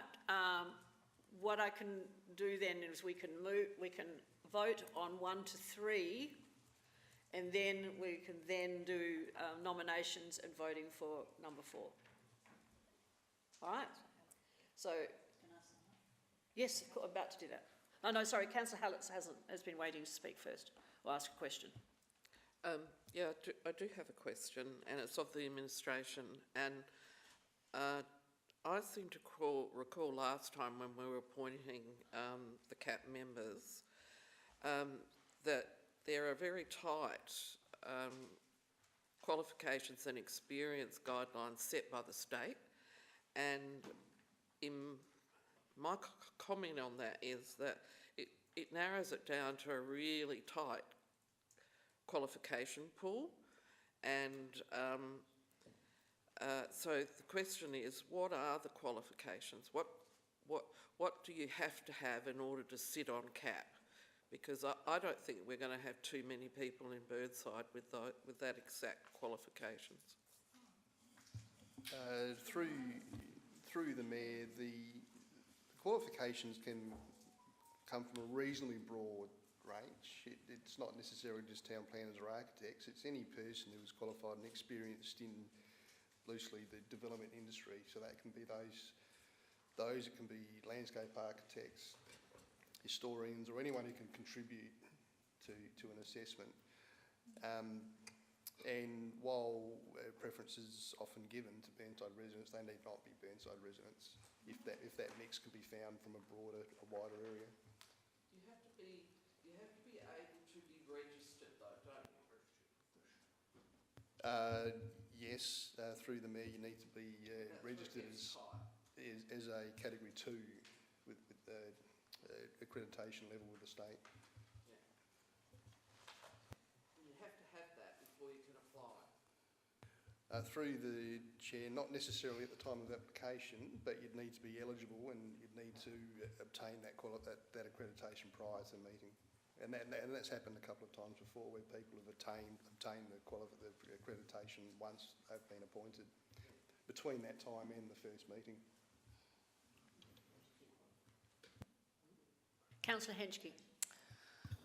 Thank you. I have a question for the administration, because I am now confused, because the administration's recommended these 2 individuals, and I thought that, okay, they're recommended because we have coming up the need for a design review panel, which is to make sure our heritage stock is not adversely affected by designs that come through CAP that are not in keeping with the likes of Dulwich, etc., places where we struggle to have protection in properties. So my question is, are these 2 individuals going to be part of the design review panel that the Department of Planning and Infrastructure has told us as a council we have to have next?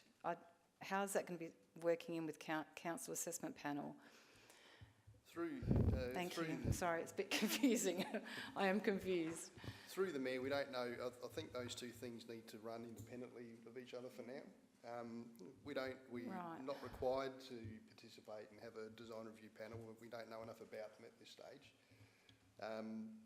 So we really that would need to be a separate consideration to the panel and who's on it. Councillor Davey. I just have a question. Based on a question that was just asked previously, would it be reasonable that we include heritage qualifications in the recruitment and selection process? And if so, how do we do that?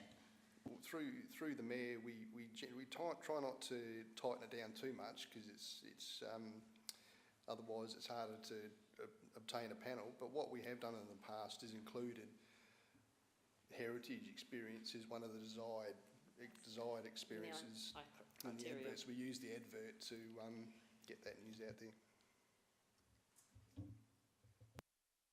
All right, so can I move, sorry, Councillor David, did you want to sum up? I'll just sum up if I may, just briefly. What is the cost? Listening to the comments around the table, and I appreciate those, thank you. What is the cost of having the best available independent membership for the City of Burnside on this authority? The minimal costs of the recruitment process are, I believe, an investment in our community and our heritage and our a lot of the work that's got to be done that's already been mentioned for this very important and independent authority. I'd really like to see us have some more women involved, and because I know they're out there, and also people with heritage qualifications and sympathies, because we do need people. We've still got heritage left in Burnside. We want to preserve what we have.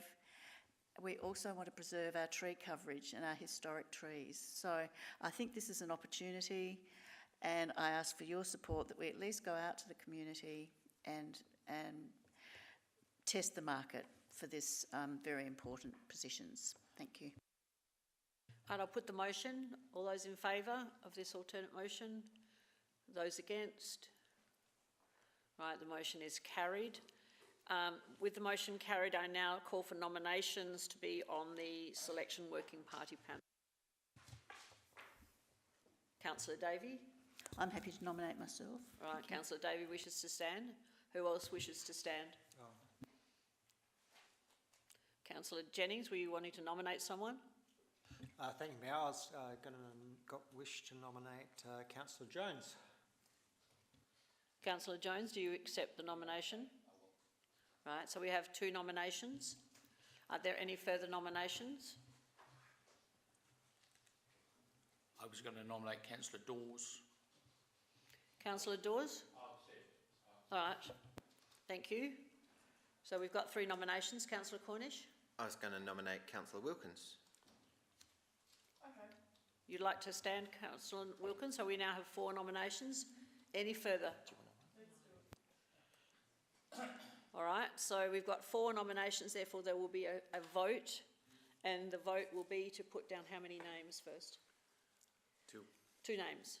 So you need to put down 2 names on your piece of paper once you receive it.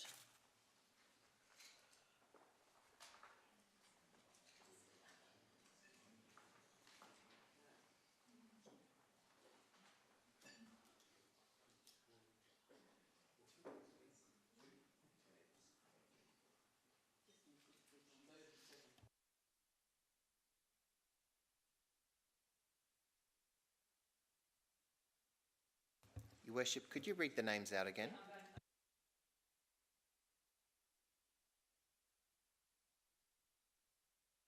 We had Councillor Davey, Councillor Jones, not in this order, I'm just going around the table, Councillor Wilkins and then Councillor Dawes. So there's 4 names. You need to put down 2 names on your piece of paper. Councillor Dawes, Councillor Wilkins, Councillor Jones, Councillor Davey.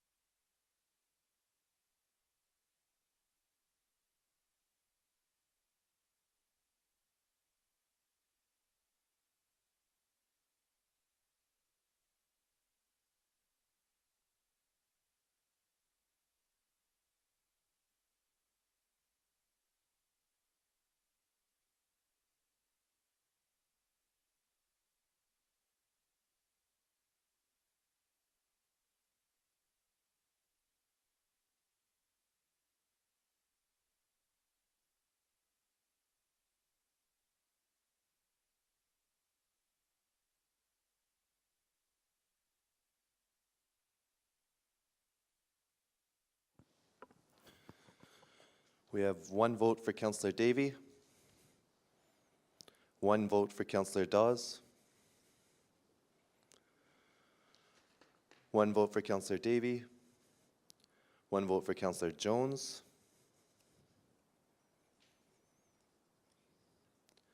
1 vote for Councillor Jones. 1 vote for Councillor Davey. 1 vote for Councillor Dawes. 1 vote for Councillor Wilkins.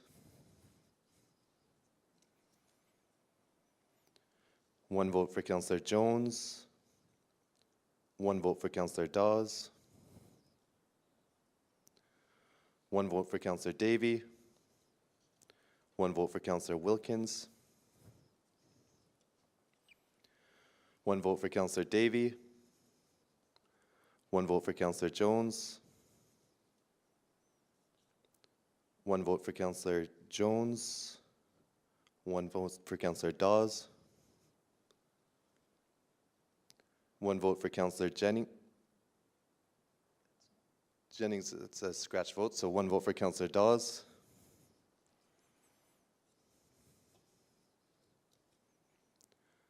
1 vote for Councillor Dawes.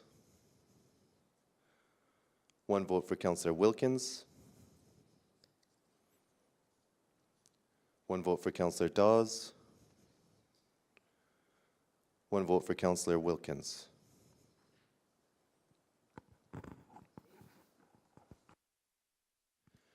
So we have Councillor Dawes with a total of 7 votes.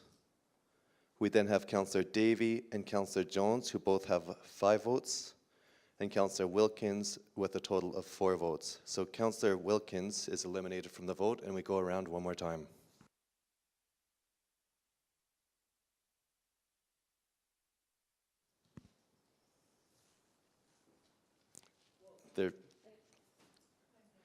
Then we have a withdrawal, which means Councillor Davey and Councillor Dawes will be the names that are being put on to vote for the assessment panel. Can I just double check our processes with that? Like withdrawing halfway through a process? Like, I'm sorry, but someone may have voted for Councillor Wilkins rather than yourself, Councillor Jones, if you weren't running to begin with. And you're pulling out halfway through. I want, if we can legally, under our rules, pull out halfway through the process. I think we should.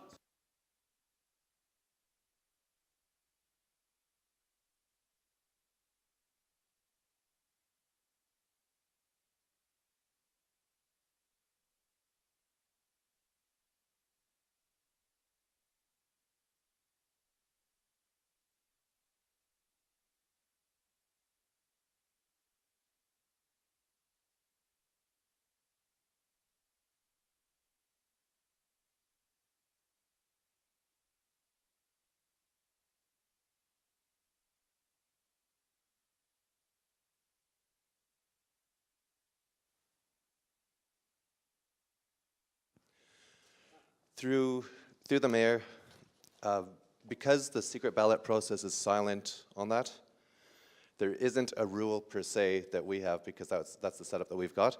However, through the mayor, if perhaps a show of hands voting on whether or not you're going to accept that withdrawal would be appropriate.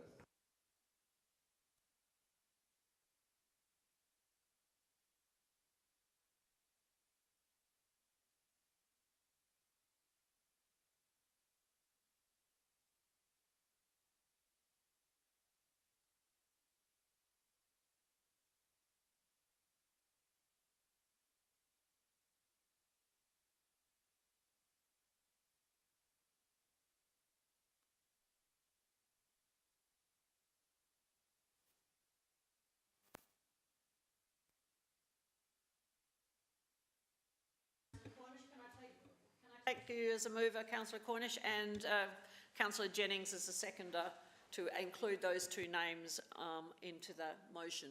So all those in favour of those 2, thank you. Against? Motion's carried. Now we move to the item that people who are still waiting in the room are waiting for. So we'll move on straight away now to leasing and licensing policy review, and that's you, Councillor Turnbull. The page number is page 156.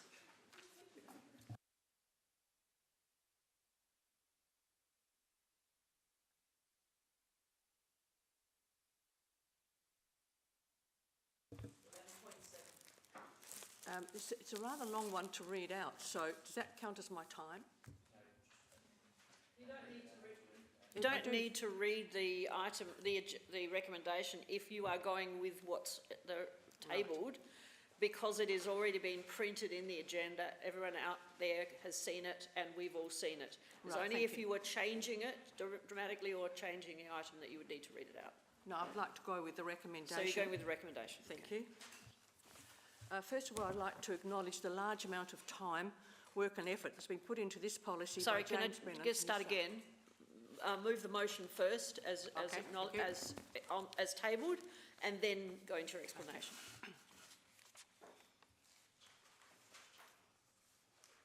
Right, are we ready? Now I can go? Well, I'll start again. I'd like to acknowledge the large amount of time, work and effort that's been put into this policy by James Brennan and his team. It's taken about 14 to 15 months, so we need to make it work. This policy endeavours to make the Council of Burnside leases and licences more equitable for both the leasing clubs and organisations and for the Burnside Council. Local councils are under increasing financial stress, budget repair, there we go, prompting this review of how community resources are best managed. Where once sporting grounds and clubhouses were perhaps largely funded by general rates, there's now an increasing need for councils to seek a co-contribution towards the costs. And we are aware that Burnside Council is in the second year of budget recovery. And this is a polite way of saying we have to be careful with the spending of council money. It's not fair that ratepayers should fund the maintenance and upkeep of sporting fields and playing fields unless the members of the clubs contribute also. The existing peppercorn rent model, which the Council of Burnside has used since 2012, is outdated. It does not discriminate between those renters who significantly contribute to the upkeep of the rented facilities and those who don't. You will find that most councils now do not have peppercorn rent. We're one of the few ones that are left. The cost recovery model, as discussed in workshops and presented in this report, would allow a fairer, more equitable playing field, for the users of our facilities. Some drivers for this new approach are the rising maintenance and upgrade costs to council. We are all aware of increasing costs and how they affect household budgets. It's the same as the council budget. Fairness for ratepayers who don't use these facilities but subsidise those who do. Financial sustainability for our council budget. Most councils in South Australia are using the cost recovery mode to maintain and improve their sporting clubs and grounds. Some are actually using commercial rate.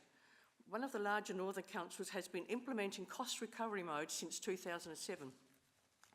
Clearly, these changes will not happen overnight. Emphasis in the report is on communicating with the clubs. Burnside Council will be implementing a comprehensive communication and education strategy with all clubs as their lease or licence come up for renewal. Council administration have guaranteed that small clubs and volunteer-run clubs will be treated with understanding and support, especially where fees could impact access for youth, seniors, community service or disadvantaged groups.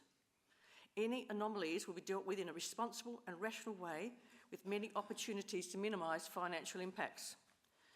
The proposal to dedicate a sinking fund, as outlined in a recent email, is to create a fund to have money for upkeep and renewal as and when it's needed in the future.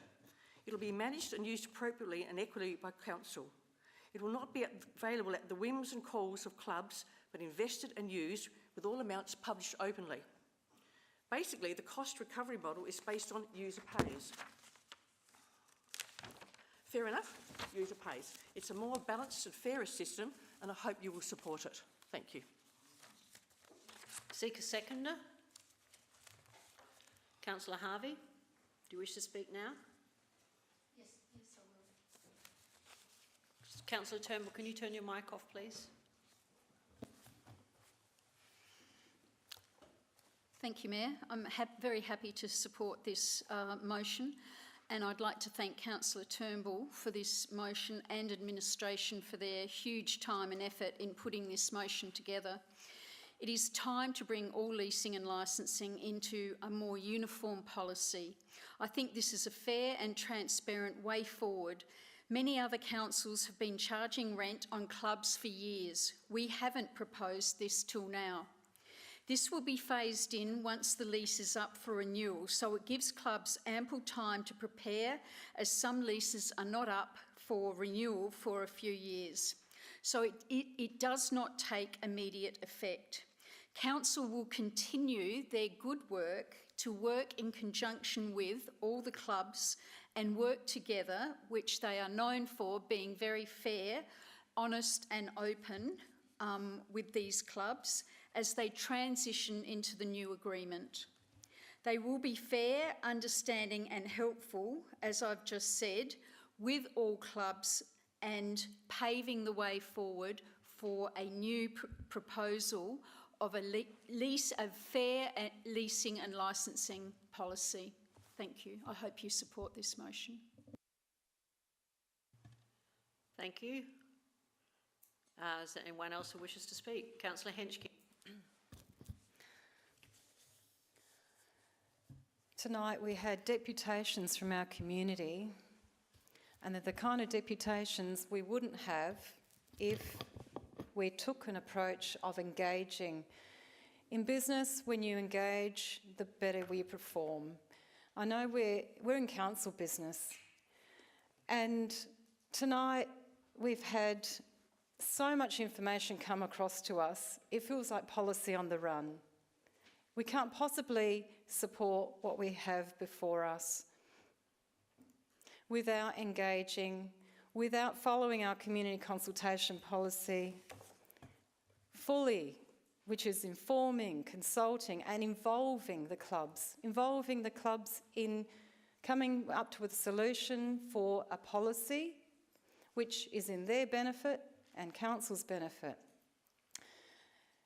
For example, sinking funds will be of great benefit for these clubs. Some of them have them already, we've heard tonight. Some of them don't. And some of them need help for that. And this policy provides a great framework for that. There are clubs that don't have fire doors that open automatically. I know of one. We need to keep our communities safe. These communities need sinking funds. The only way we're going to do this in a fair, transparent and the right way is to talk to the clubs, engage, get the information. So please don't support this particular motion. I've spoken to the administration. I have an alternative motion which reflects what the community have asked for tonight, which is talk to us. They were shocked that they had to come here tonight and speak and tell us about their clubs. These conversations can happen soon, and I apologise to these clubs actually tonight. I personally apologise because that was something I personally overlooked, that I didn't reach out to my clubs and talk to them in my area. Perhaps I should have, but I didn't as a councillor. So I implore you all to support the alternative motion I will put up. The administration have got that today. They've helped me with the wording. And let's just move on with some more engagement, and the administration have confirmed that they can do that. It is feasible for them to do some engagement to make sure we're all going to go forward together on a very, very successful future for these clubs and our community. I haven't heard the bell. Is that it feels like I've got a lot longer to speak, but that's okay. Yeah, but that's all really. It's not going to be a deal breaker, but we just need to do the engagement piece. So thank you. Councillor Harvey. Thank you, Mayor. I just have a question for administration, please. Councillor Henschke said to have consultation with the clubs. Is that not what it says in item number 3? Implements a comprehensive communication and education strategy to support tenants in understanding the implications of the new model, including their updated rights and responsibilities, noting that these changes will be phased in progressively as leases are renewed rather than taking immediate effect. Am I reading that correctly? Through the Mayor, that's correct. As part of this process, Council has asked the administration to help them adopt a policy position. And as Councillor Henschke correctly said, it's not common practice to consult on every policy unless Council chooses to do so. As part of this process, Council would lock in a policy position, and it would be a holistic policy position. We would then undertake a comprehensive education strategy that would assist the clubs understand the revised policy position, what that means and how they can work towards that. The subtle difference, I think, with Councillor Henschke's proposed motion is that she would not have Council lock in a policy position and she would consult with the community prior to it coming back. That's the difference between the two. I've got Councillor Davies next, and then I'll come back to you. Councillor Davey. Thank you, Madam Mayor. I have to endorse the position that Councillor Henschke has just outlined. I've been lobbied extensively by clubs in my area, and I actually had no idea that we had not actually engaged with the clubs before we got to this stage. I don't actually believe it's our responsibility as the elected members to go and reach our local clubs and see how they're feeling. I thought this was included in this whole process. I know it's been, as has been said, a huge amount of time and effort has gone into developing and reviewing the leasing and licensing of the facilities. We need a more consistent, equitable and financially sustainable framework for managing our community land and facilities. And while the proposed model aims to balance, and we need cost recovery, we need better cost recovery, while it aims to balance the needs of our valued community organisations with Council's responsibility to manage public assets fairly and transparently across the city, we haven't talked to them. And I think it behoves us, these are our valued community organisations. We've heard tonight just from the tennis community about how extensive that is in our community and the volumes that it supports. There are some issues that have been raised, certainly, that need review, but I would rather, I can't support this motion, I would rather see us actually develop we've developed the policy in principle, but actually go out and engage with all the lessees and then bring the results back to us at Council. I think we need to be the decision makers in this. So I would be happy to support another motion if this one doesn't get up tonight. I really think we can do this better and we must engage and get the feedback and the views of all of our community organisations. Thank you. Now, Councillor Harvey. Thank you, Mayor. I'm just confused because it clearly says here that we are going to engage with the club. Is that correct, and when would that happen? Through the Mayor, that is correct. It would happen once Council adopts a policy position, and in particular, it would happen as lessees approach the end of their lease position. So we would advise all lessees once the policy has been adopted immediately, and then we would start a process to prepare them for any changes prior to the lease commencing. Thank you very much. Councillor Wilkin. Thank you, Your Worship. I'm inclined to support the position of actually going and speaking to the clubs before we actually put things in definite policy. I was hoping we had engaged with all of these clubs. I was just gobsmacked when I heard about the Burnside Bowling Club and the work that they've done in their club to keep the elderly and those people who are retired in their historic 100-year-old club actually in that occupied a community connection in that club, which is invaluable in this day and age.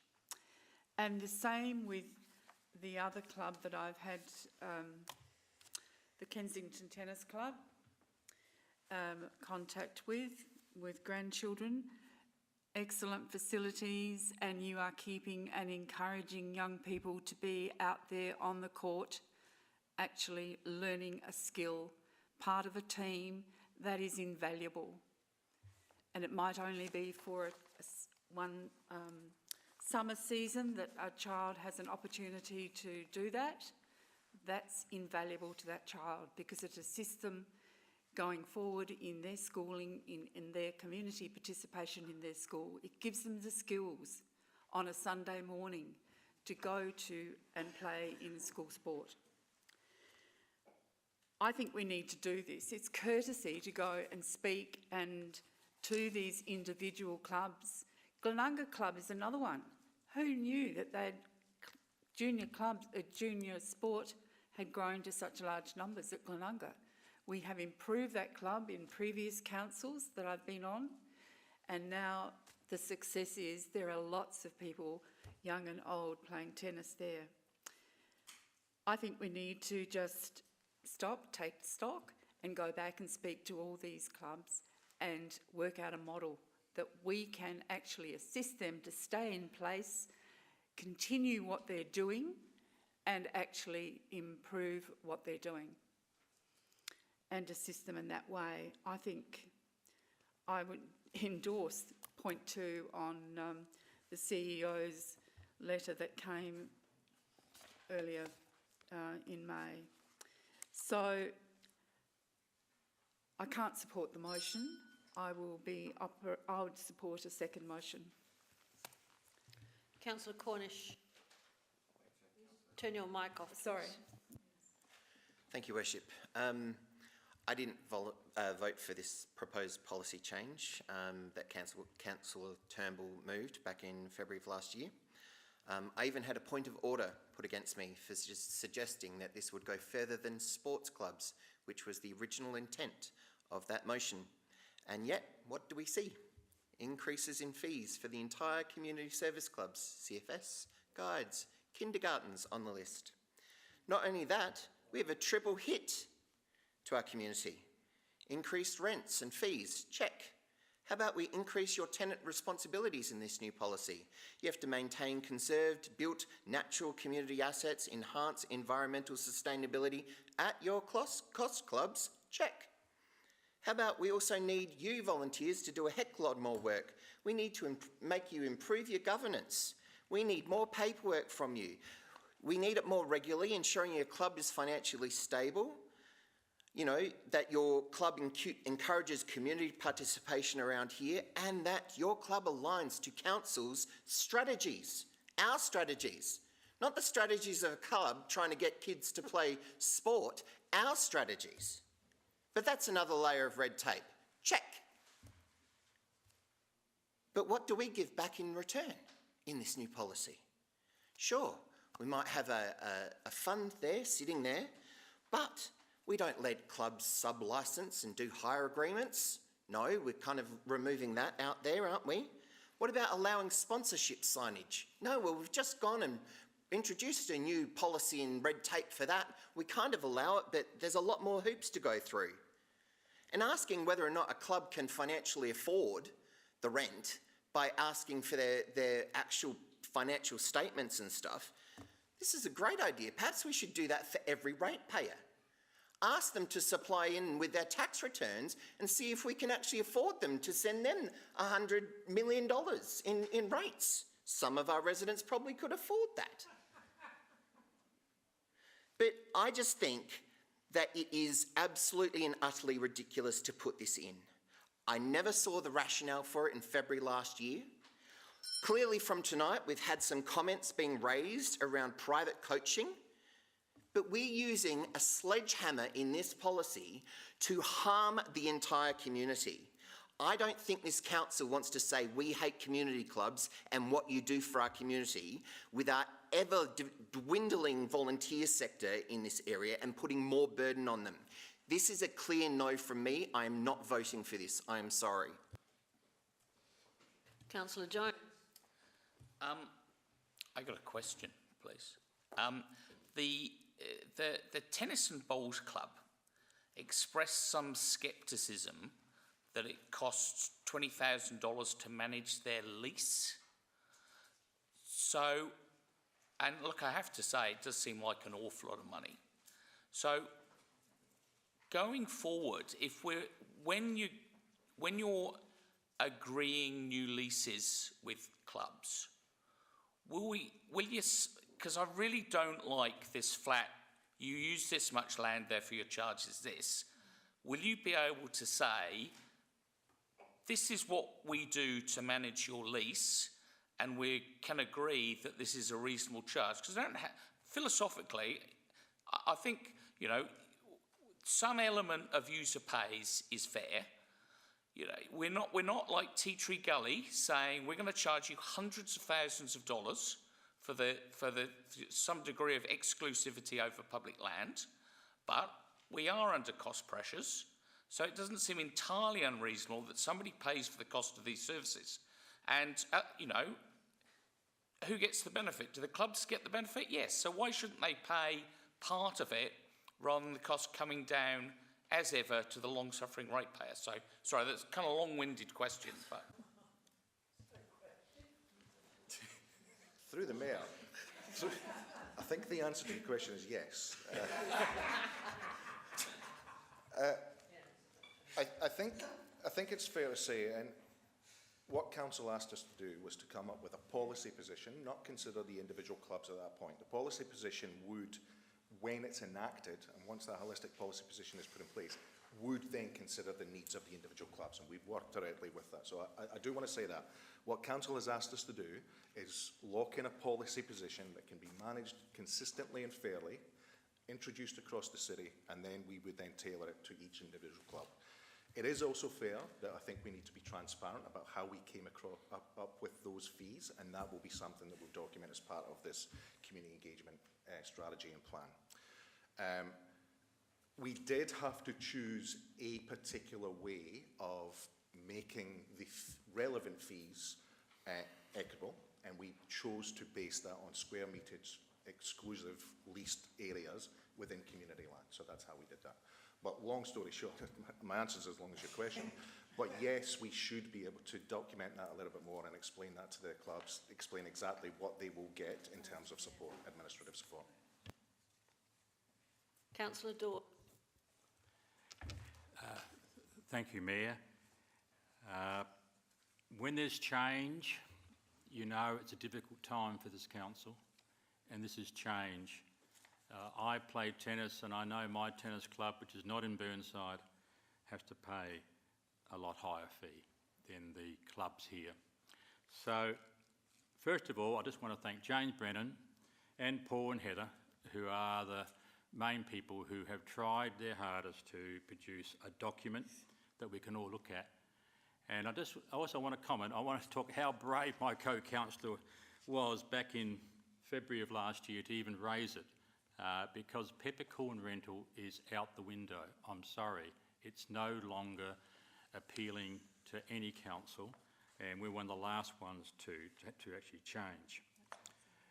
There is one proviso here from me, is that when we have a policy, and I've said this to the administration, that means one size fits all. And as we have spoken in various workshops, there are some anomalies because of that. And they're probably in your ward, and they concern both sporting and non-sporting clubs.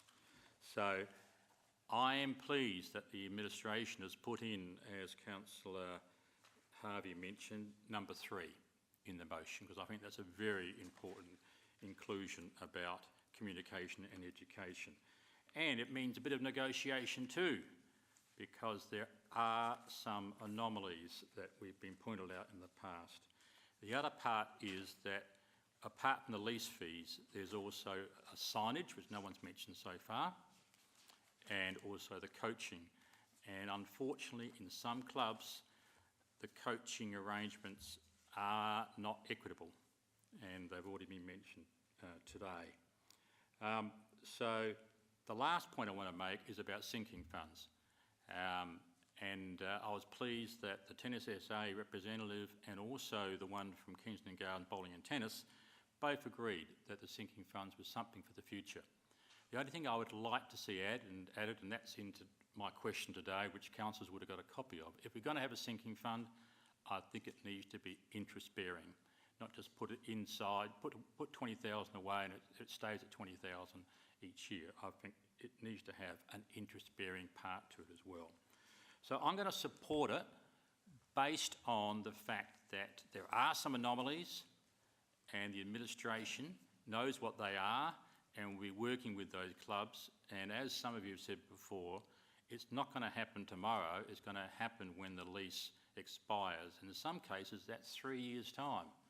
I think only one club next year, I think, that will be affected, and that's one of the smaller clubs. But there are, unfortunately, some inequitable situations, both from the amount of rent proposed and also from the coaching side as well. Thank you. Councillor Jennings. Thank you, Madam Mayor. Look, this is a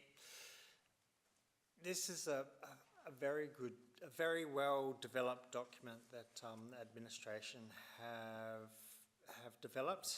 I feel it has been sprung on some of these clubs, and these clubs are our community. We've heard from the bowling club, we've heard from the tennis club, we've heard from the bowls club, and they're bringing the community together. They are bringing engagement. They are trying to raise funds, and it feels like to me it feels like it's been sprung on them. Being the secretary of the SA Road Runners, if we pay retail rent, and we've got 2 premises, and it's hard work, and it has to be fair. So I'm going to support Councillor Henschke's motion with the better communication with the clubs, and I'm really happy that all these clubs have come along tonight, and we've been talking to them via email. Some of the emails have been a little bit spicy, and by spicy, it would be 3 chilies if it was a Thai restaurant. Some of them have been really friendly and welcoming, so I'm going to support Councillor Henschke's alternate motion. Thank you. Councillor Hallett. Thank you. I support the recommendations as is. I don't support Councillor Henschke, unfortunately. I think that any change is uncomfortable, and what we have heard from the clubs is to be expected. They've got something to lose. They perceive they've got something to lose. So of course they're going to push back against it. It's not unusual for local government to be going this way. It's what we should be doing given that we're in a state of budget repair. We all have to do a little bit of lifting. Ratepayers have had to increase rates. We've looked at service cutbacks, we've looked at staffing cutbacks, and I think that everyone, every area of our city has to do some of the heavy lifting. And if we share it around, it's not too bad. The policy actually includes, if you like, hardship clauses, where if a club genuinely is experiencing hardship and can't afford the increases, it can be a suitable outcome can be negotiated. I really don't get that the money we're asking the clubs to pay, they get back. I can't understand what's wrong with that. You know, like the money goes into a separate account, and they draw down on how much they put in. Instead of us getting a $3 million contribution for the rugby cricket club, we will actually be setting aside their maintenance and their improvements, money for that. In regard to, there's been a lot of comments about consultation, and I think the worst thing you can do, having worked and earned my living through community engagement, worst thing you can do is go out asking the community to make a response when you've already made up a decision. And we have made a decision. Whether or not you participated in it, that was your option. We had, 2 workshops over this, and this is where we've been going with it. If you didn't want to go this way, you should have spoken up. Otherwise, you're wasting all of our time.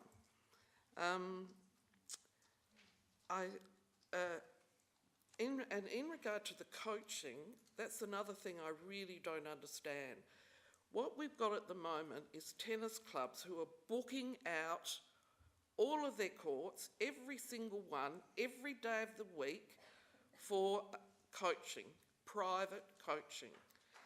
And I just don't think, can you give me any other example where council would support a private business in that way? They get space in club rooms, they have free access to the community club rooms. So I just think this is a win-win for the clubs, and it's a win-win for council, and it's a win-win for our ratepayers. So I'm going to vote for the recommendation as is. Councillor Harvey, you have another question? I just have another question. Thank you, Mayor. We currently have coaches booking out, as has just been mentioned, courts and not paying court hire. This amounts to over hundreds of thousands of dollars over the last so many years. Will this policy bring in line coaches to now be supporting council, paying their dues, paying their court fees that they have got away with not paying for years, and bring this back into a more uniform and in line scenario for council? Thank you. Through the Mayor, the policy position would be that coaches working for club-related activities with club members as part of the least use, attended use, that wouldn't be charged for. It's when a coach outside of that agreement then has a commercial relationship with a client, they would then be charged by council consistent with the fees and charges, which is consistent with booking any other court in the city. Thank you. Question, Councillor Henschke? Yes, Madam Mayor, through you to the administration.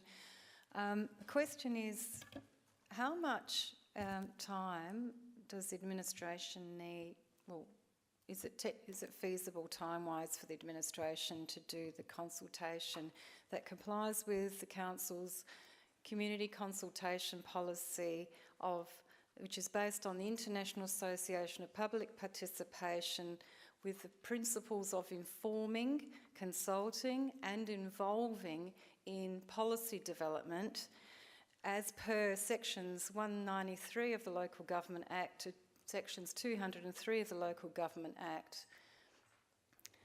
I know there's a lot of consultation requirements required in the Act for policy changes that affect the community, in particular policy changes that affect the community in regards to leases and licences of community land. Thank you.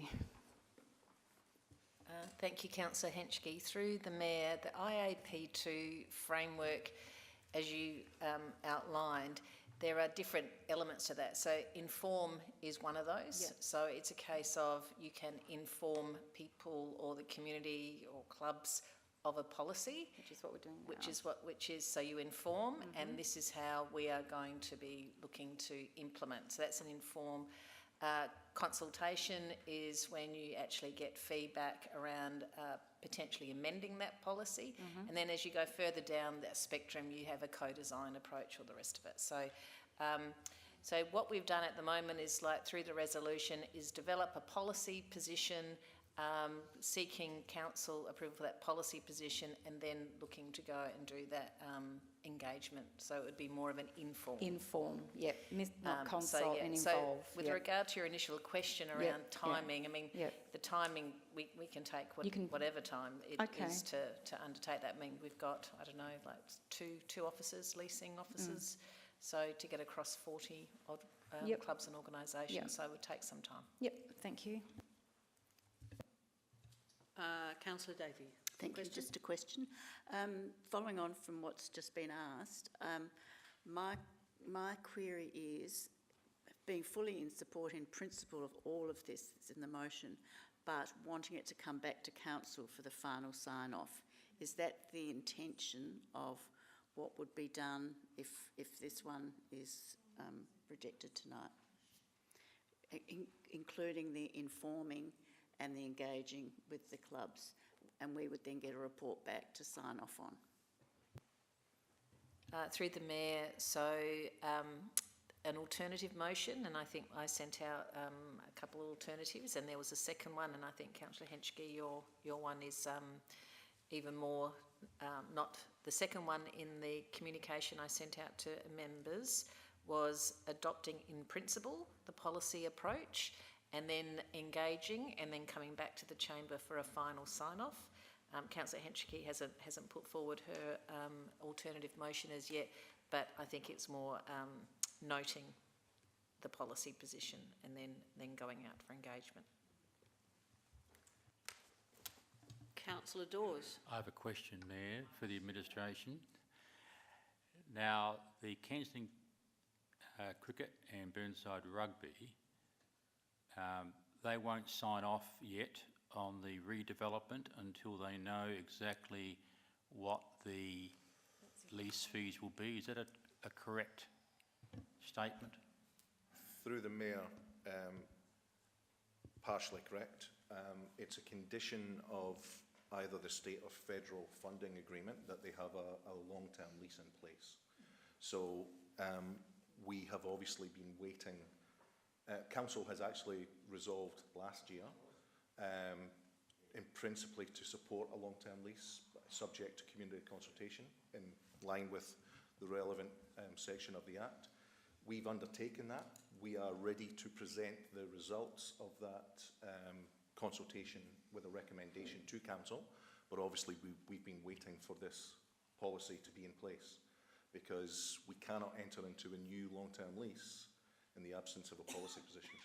So that's why the motion is a draft, the policy be accepted in principle. Is that the reason why you're saying what you're saying?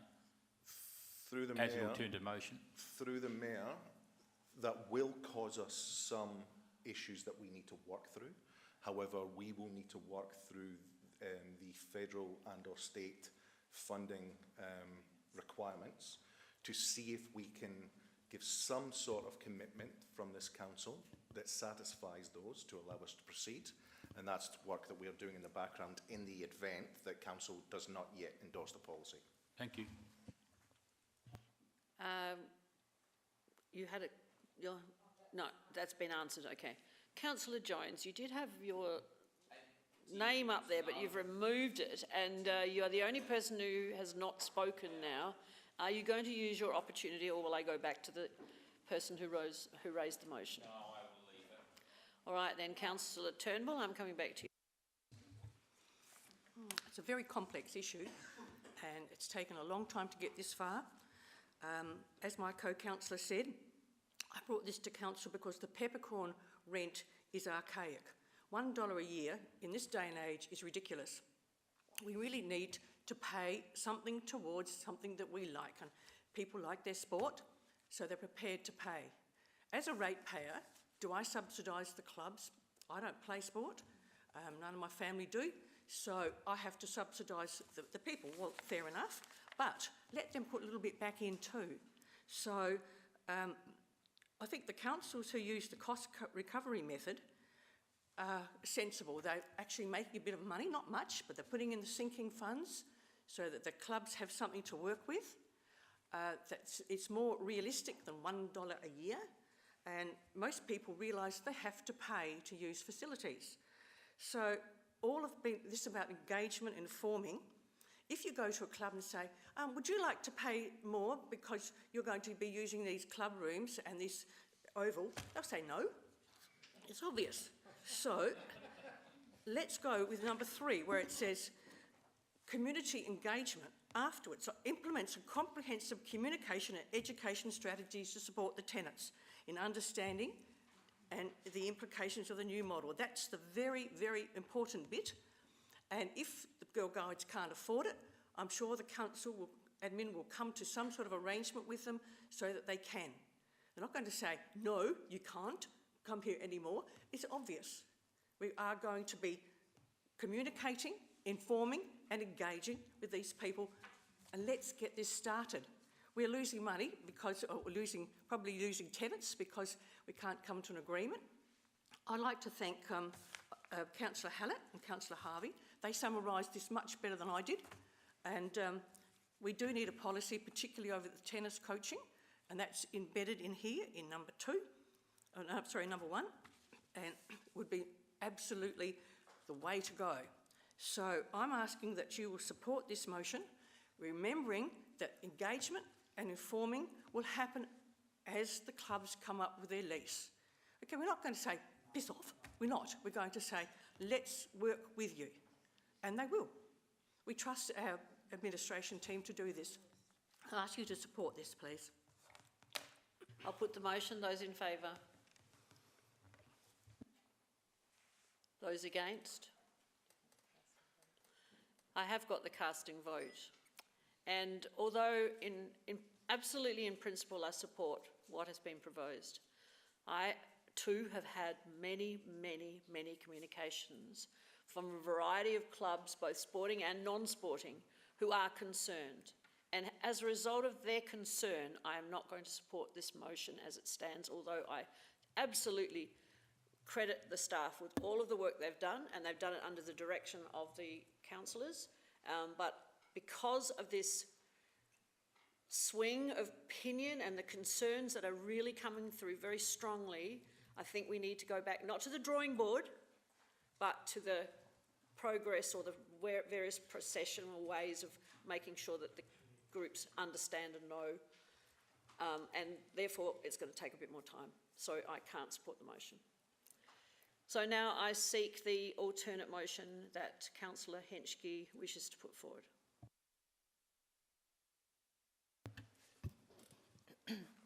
Thank you, Madam Mayor. That's been emailed to the administration this afternoon. I can read it out in my email.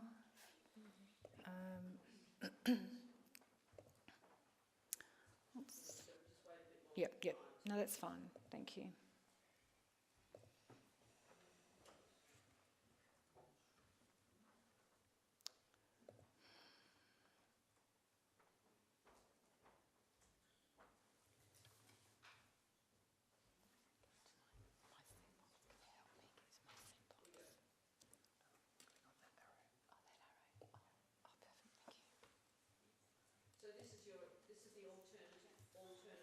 This is the alternate motion that you wish to present, which...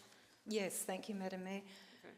Okay. So notes the leasing and licensing of community facilities policy is provided in an attachment to report number 2025-276.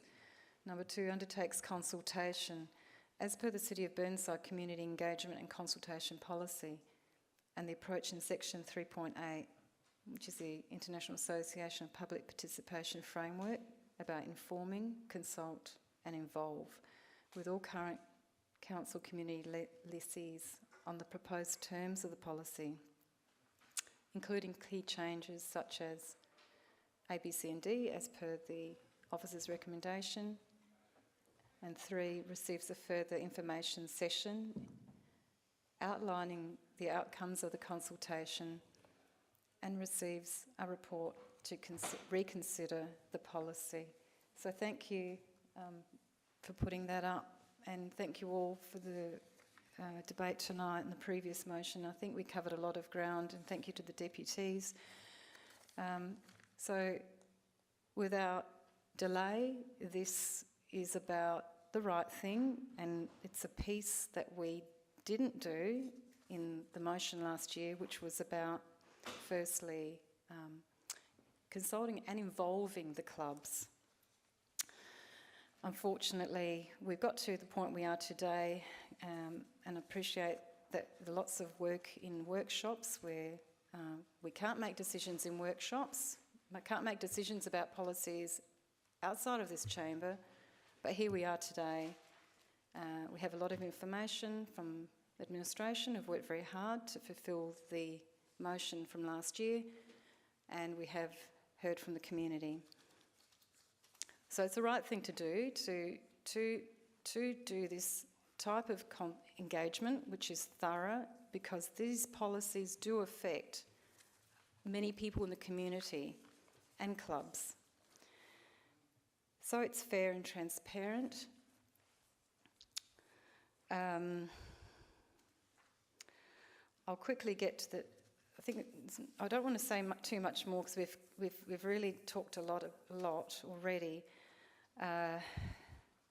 But you know, we are here to support clubs, and that's the point. Is that we can't put a dollar value on all the work these clubs do, as you've heard tonight. There are some clear transactions that happen in clubs, part of their leases, but there are a lot of transactions which are in kind, and for goodwill, we have this choice tonight. We have a choice tonight to move forward with this, and the administration has the resources to do this consultation. So please support this motion so we can progress in a respectful way. Thank you. I seek a seconder. Councillor Wilkins. I'm very happy to support this. I do. That was my chief concern about the whole motion. We had developed something, but we hadn't informed or hadn't gone out to tap into the clubs and seek their concerns before you actually did it. Sorry, but that's how I feel. And people have invested a lot of time over the years into clubs, keeping them in place and being available for people in the community to participate in. So for this reason, I will support this. Yes, perhaps we do need to do away with the peppercorn rent, but in some cases that just might be the thing that's keeping that community organisation in place for a small group of people in our community. So we will consider all, and I have every confidence in the staff in doing a consultation with all of the clubs that are involved in this particular process. So thank you for raising this second motion. Councillor Davey. Thank you. I have a question to start off with. Does this motion cover all of the aspects that we have previously discussed in the previous motion, except for a much broader community engagement and consultation aspect? It does pick up all of the other aspects.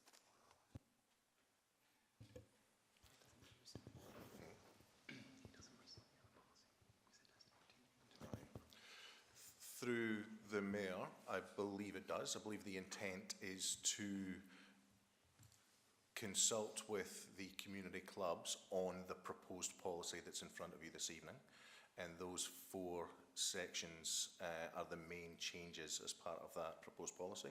So that will allow us to bring a fully informed and considered position back from the clubs and community members who choose to respond as well. The only thing it doesn't do is rescind the other policy that would be as part of the adoption of this policy, but that would remain in play until such time that this policy is adopted. Just ask a question. Does the staff have any concern about the use of the word notes as opposed to in principle supports, or you can deal with whichever? No, I think part 2 covers what we need it to do. Notes is fine. Okay, fine, thank you. Now, Councillor Jones. I've got a question, if I may. Will we consult with sports that don't currently have space in Burnside but would like space in Burnside? So, I mean, badminton might say, we've got 1,000 people who would love to play badminton in Burnside, and they might use space better than a club that's got 6 members, perhaps, or hockey, or table tennis. So if we're opening it up for consultation, because we know what the existing clubs are going to say. It's like they're going to say, we want our existing space for nothing. And that's what I'd say. But if we're opening the can of worms, we should open it. Through the Mayor, short answer, no. The policy position is a policy over a leased facility. It doesn't dictate what activity is happening within that leased facility. The specific lease and the specific discussions with the individual clubs and community groups will cover that. So no, we won't be opening it out far and wide to prospective clubs. However, there's other mechanisms to do that through the work that we're doing with the open space layer and also the rec and sports strategy that we've done previously as well. So that builds a big body of work. When we're setting a policy position, it's about how clubs use your facilities and the rules around that, not the particular use within that facility. Councillor Hallett. Thank you. I won't be supporting this new recommendation.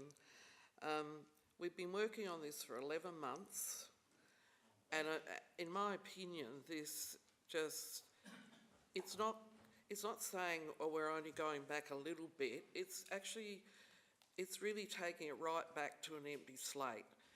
It's covering those 4 key areas: cost recovery, key performance indicators, guidelines for private coaching, and a defined process for requesting upgrades.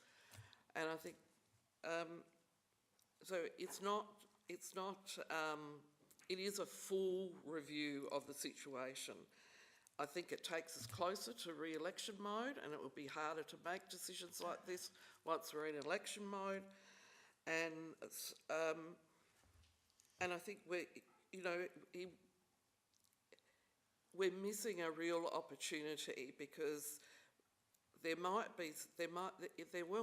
be some clubs that are operating in a inefficient way because they've got very low numbers, and by implementing a policy like this, we force them, if you like, into a way of looking at what other opportunities are there for us. Maybe it's amalgamating with another club.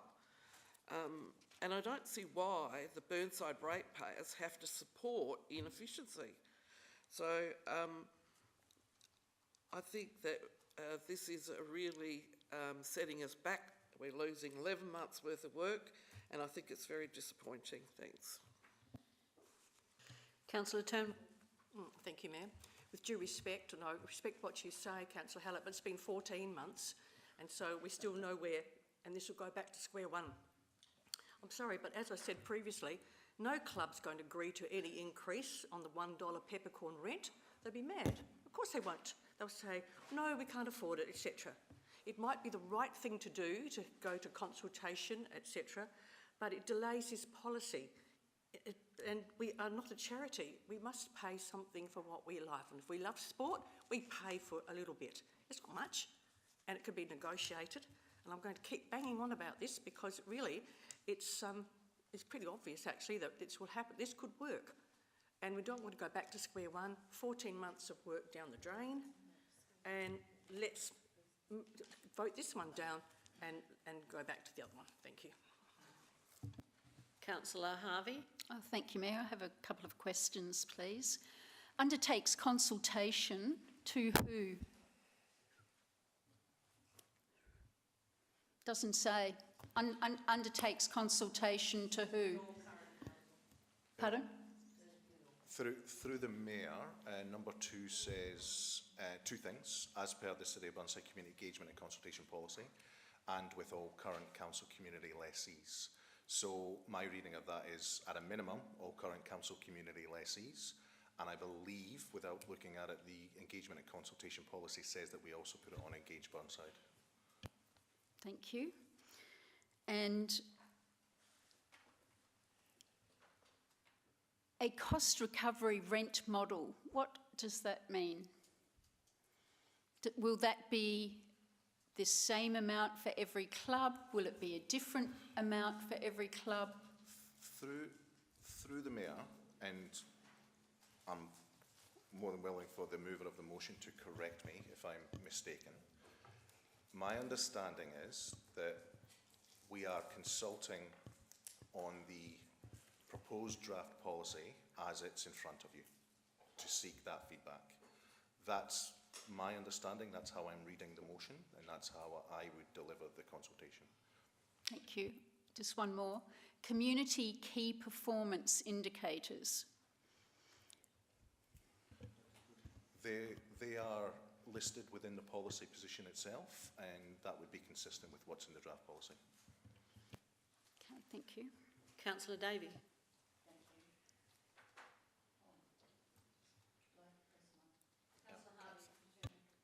Thank you.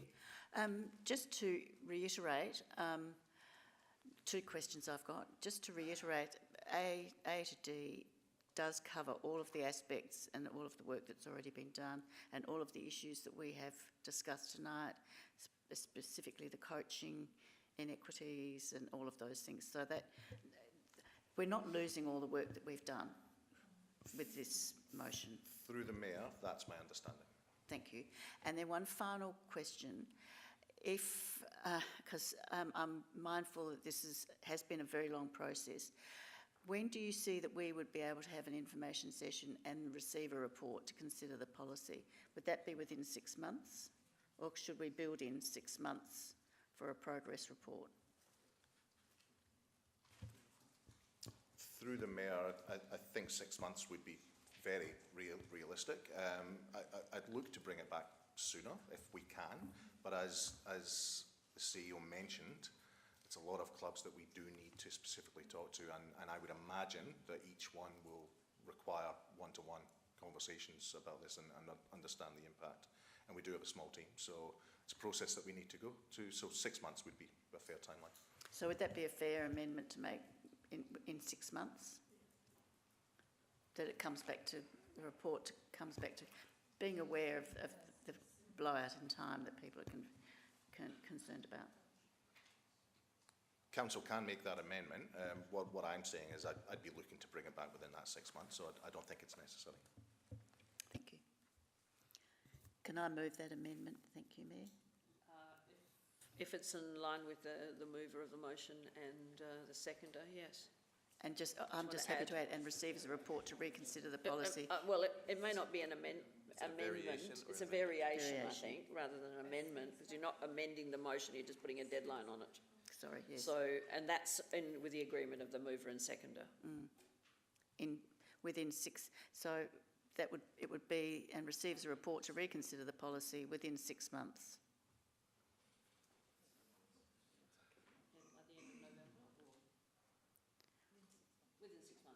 Yes, if that's amenable. I would say as soon as practical. I agree. 3 years. No. All right, well, the mover has, as soon as practicable, are you happy with that as the variation? All right, so within 6 months. Sorry, so we'll make it as soon as practicable, knowing that the staff are already thinking about considering 6 months, but whenever it's practicable. Because if it's able to be done earlier, then you'd like it earlier, but if it's not, 6 months is still in their heads. Are you okay with that, CEO? Right, and mover and seconder, okay with that too? All right. Practicable. Practicable. No, you've already spoken. Well, this is variation. I don't think you speak to a variation. Am I incorrect? No, I agree. So now you can speak to this motion. Yes, sorry, I misunderstood. Oh, Councillor Jones, can you turn your mic? Oh, sorry. I'll wait then. Okay, Councillor Jones, you speak then. Look, colleagues, I think this motion is a gigantic waste of time. If you consult with the lessees, they're going to say, we like paying a peppercorn rent. So at the end of 6 months, or as long as is practicable, so 12 months, 18 months, what's going to happen? You're either going to conclude that we should have a cost recovery model, and we don't care what the lessees say, that they prefer a peppercorn rent, or you're going to say all the clubs, all 80 clubs said they want to pay a peppercorn rent, so that's what we're going to have. So let's just skip the consultation period, because we know what they're going to say, and either vote for a cost recovery model or vote for peppercorn rent, and we can do that today. And let's not waste all this time and effort on consultation that we know what the results will be. Councillor Harvey, you have another Thank question? you, Mayor. Totally agree with Councillor Jones. I just believe this Excuse me, no, Councillor, you can only ask a question. No, I'm speaking to the motion. I haven't spoken yet. Is that correct? I apologise if I have done the wrong thing. I thought you had. I haven't spoken. No, you've only asked questions. Yes. I will not be supporting this amendment, which I think is more fraught with danger than the original one. I don't believe that it highlights and secures, implements a comprehensive communication and education strategy to support tenants in understanding the implications of the new model. This is watered down. It's not as watertight as the original motion, and I just will not be supporting this. I think this is a total waste of time, energy, money, and of course, in the engagement, the clubs are going to say, no, we prefer peppercorn rent. Thank you very much. We're not going to support paying $20,000 a year. So I think this is a total farce and I will not be supporting it. Thank you. Councillor Davey. Thank you, Mayor. I think this covers all of the aspects that we've already discussed. As I've sought assurances, I think it's designed and worded so that we capture all the work that's already been done, and I want to congratulate Councillor Turnbull for her original initiative. Yes, about 15 months ago. We cannot charge peppercorn rents. We have moved beyond that. We do need a cost recovery model, but we need a fair and equitable cost recovery model, and we have to involve the clubs and the lessees in this. And we have skilled staff who can do this. We are voting for in-principle support.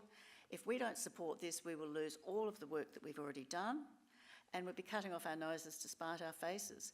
It weaves in a further information session so that we're updated about any of the issues that arise or problems or concerns, and then we receive a report to sign off and make the final decision. I have to support this. My community want this. I have been lobbied hard with lessees, both sporting clubs and kinder gyms and kindergartens, to say that they want more input into this, the development of this leasing and licensing new policy. So I thank Councillor Henschke for her motion, and I think we should all support this and just get on with it. So that's my views. Thank you. Councillor Corn. Thank you, Worship. I'm quite torn with this because I really do not believe at all with the policy position at all. I don't think cost recovery is the way to go for the City of Burnside. But at the same time, I think it's really quite important that we have consultation occur and find out whether or not the clubs will actually consider it. They might come up with a better methodology that Councillor Jones is looking for, rather than square meterage, in terms of how to allocate it. I certainly have concerns. We've heard from a club in my area that actually pretty much Peppercorn sold the property to the City of Burnside, and because they bought the land to begin with, and now we're just going to really charge them a heck of a lot more now on top of it, which I think is a little bit unfair. So, look, there are all those considerations. I really am torn. I do not like the policy position at all. I did not vote for us looking into this, and I still am very against it, but I'm still also very for consultation, which I might end up voting for depending upon what the sort of numbers look like, I suppose. I have no one left on my screen. Is there anyone else who now wishes to speak? Then I will go back to Councillor Hench. Okay, thank you all. Okay, so the clubs have even started emailing us solutions, you know, why don't you cap a certain amount? So look, it's a no-brainer. By engaging, the clubs have skin in the game. They will come up with options and ideas about cost recovery, perhaps. It might be a capped amount. And the other thing is, I think once everyone understands what council-managed sinking funds are about and the benefits that would come from that are fantastic, and safety for the community is number one. The last thing we want is a fire in a community facility that hasn't had its focus on a sinking fund for the fire systems and fire doors, which I know one has got gaps in. And that's terrible. And if we sit down and have these conversations and support, with the administration can support these clubs and saying, right, you've got this asset, you know, as per our asset management plan, the latest, you know, fire systems are certain doors, etc., etc. Let's put it down on paper and work out forecasts for all the investments that have to happen over time. And we need money for that, and so it will be a win-win. Everyone will be putting in their share in some cost recovery rent model. Maybe if they're a lucky club, maybe because they have tennis coaches paying, but if they're a scout group, well, they'll have to ask the mums and dads for the, you know, more fees. You know, it's really going to be quite important to engage with everyone, because we can't assume that we're dealing with sport clubs that are very rich. So let's make a start and not waste any of the work that's been done before, and I'm hearing there's a lot of support for this. Thank you. Thank you. I'll put the motion. All those in favour? Those against? Hang on. You've abstained. Okay, can we do it again then, please, just so I have it right? Those in favour? Those against? So it puts me in that same position as I was before, and that is that I will support this, because I do think the conversations need to take place. As I said before, I'm in principle support, but most importantly, I think we need to look at the goodwill of those clubs and organisations that we have treasured, and they have supported us and our community for a very long time. So division's been called, so those who were in favour of the motion, please stand. And that's Councillor Henchke, Cornish, Davey, Jennings, Wilkins and the Mayor. And those against, Councillor Turnbull, Dawes, Jones, Hallett and Harvey. The motion was carried. Now, I'm going to suggest that we have a break now. So moved. Sorry? So moved. Yeah, but also when we come back, we need to move straight into that second confidential item, 15.2 on our agenda. We need to do that first, so that also provides the opportunity for the gallery to be cleared and others to be cleared.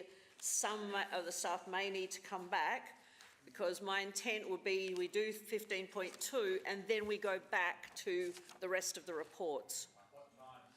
Sorry? What time do you come back? 10 minutes. So 10 past, like 10 past 10, that gives you 11 minutes. I need a seconder besides Councillor Jennings, a second. All those in favour? Thank you. Carried. Well done.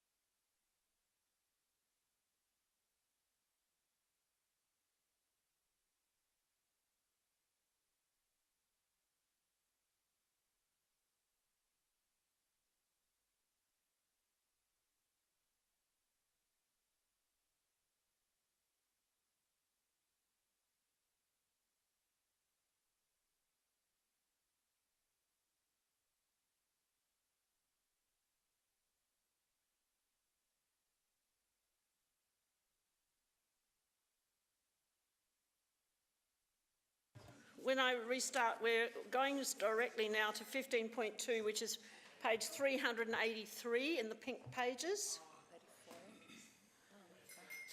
Local Heritage Code Amendment.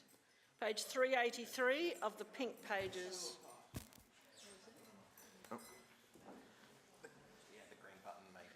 Councillor Cornish, are you moving this? I'm moving to go into confidence. Thank you. Right, so Councillor Cornish has moved to go into confidence. Councillor Jennings has seconded. All those in favour? Motion, Your Worship, that the meeting be adjourned to Tuesday, the 27th of May, so next Tuesday, 2025, at 7 p.m. at the Burnside Council Chambers at 401 Greenhill Road, Tusmore, SA 5065. We can't get through it all tonight, and I don't think we can roll it over to the next June meeting because that's going to be a big meeting as well. So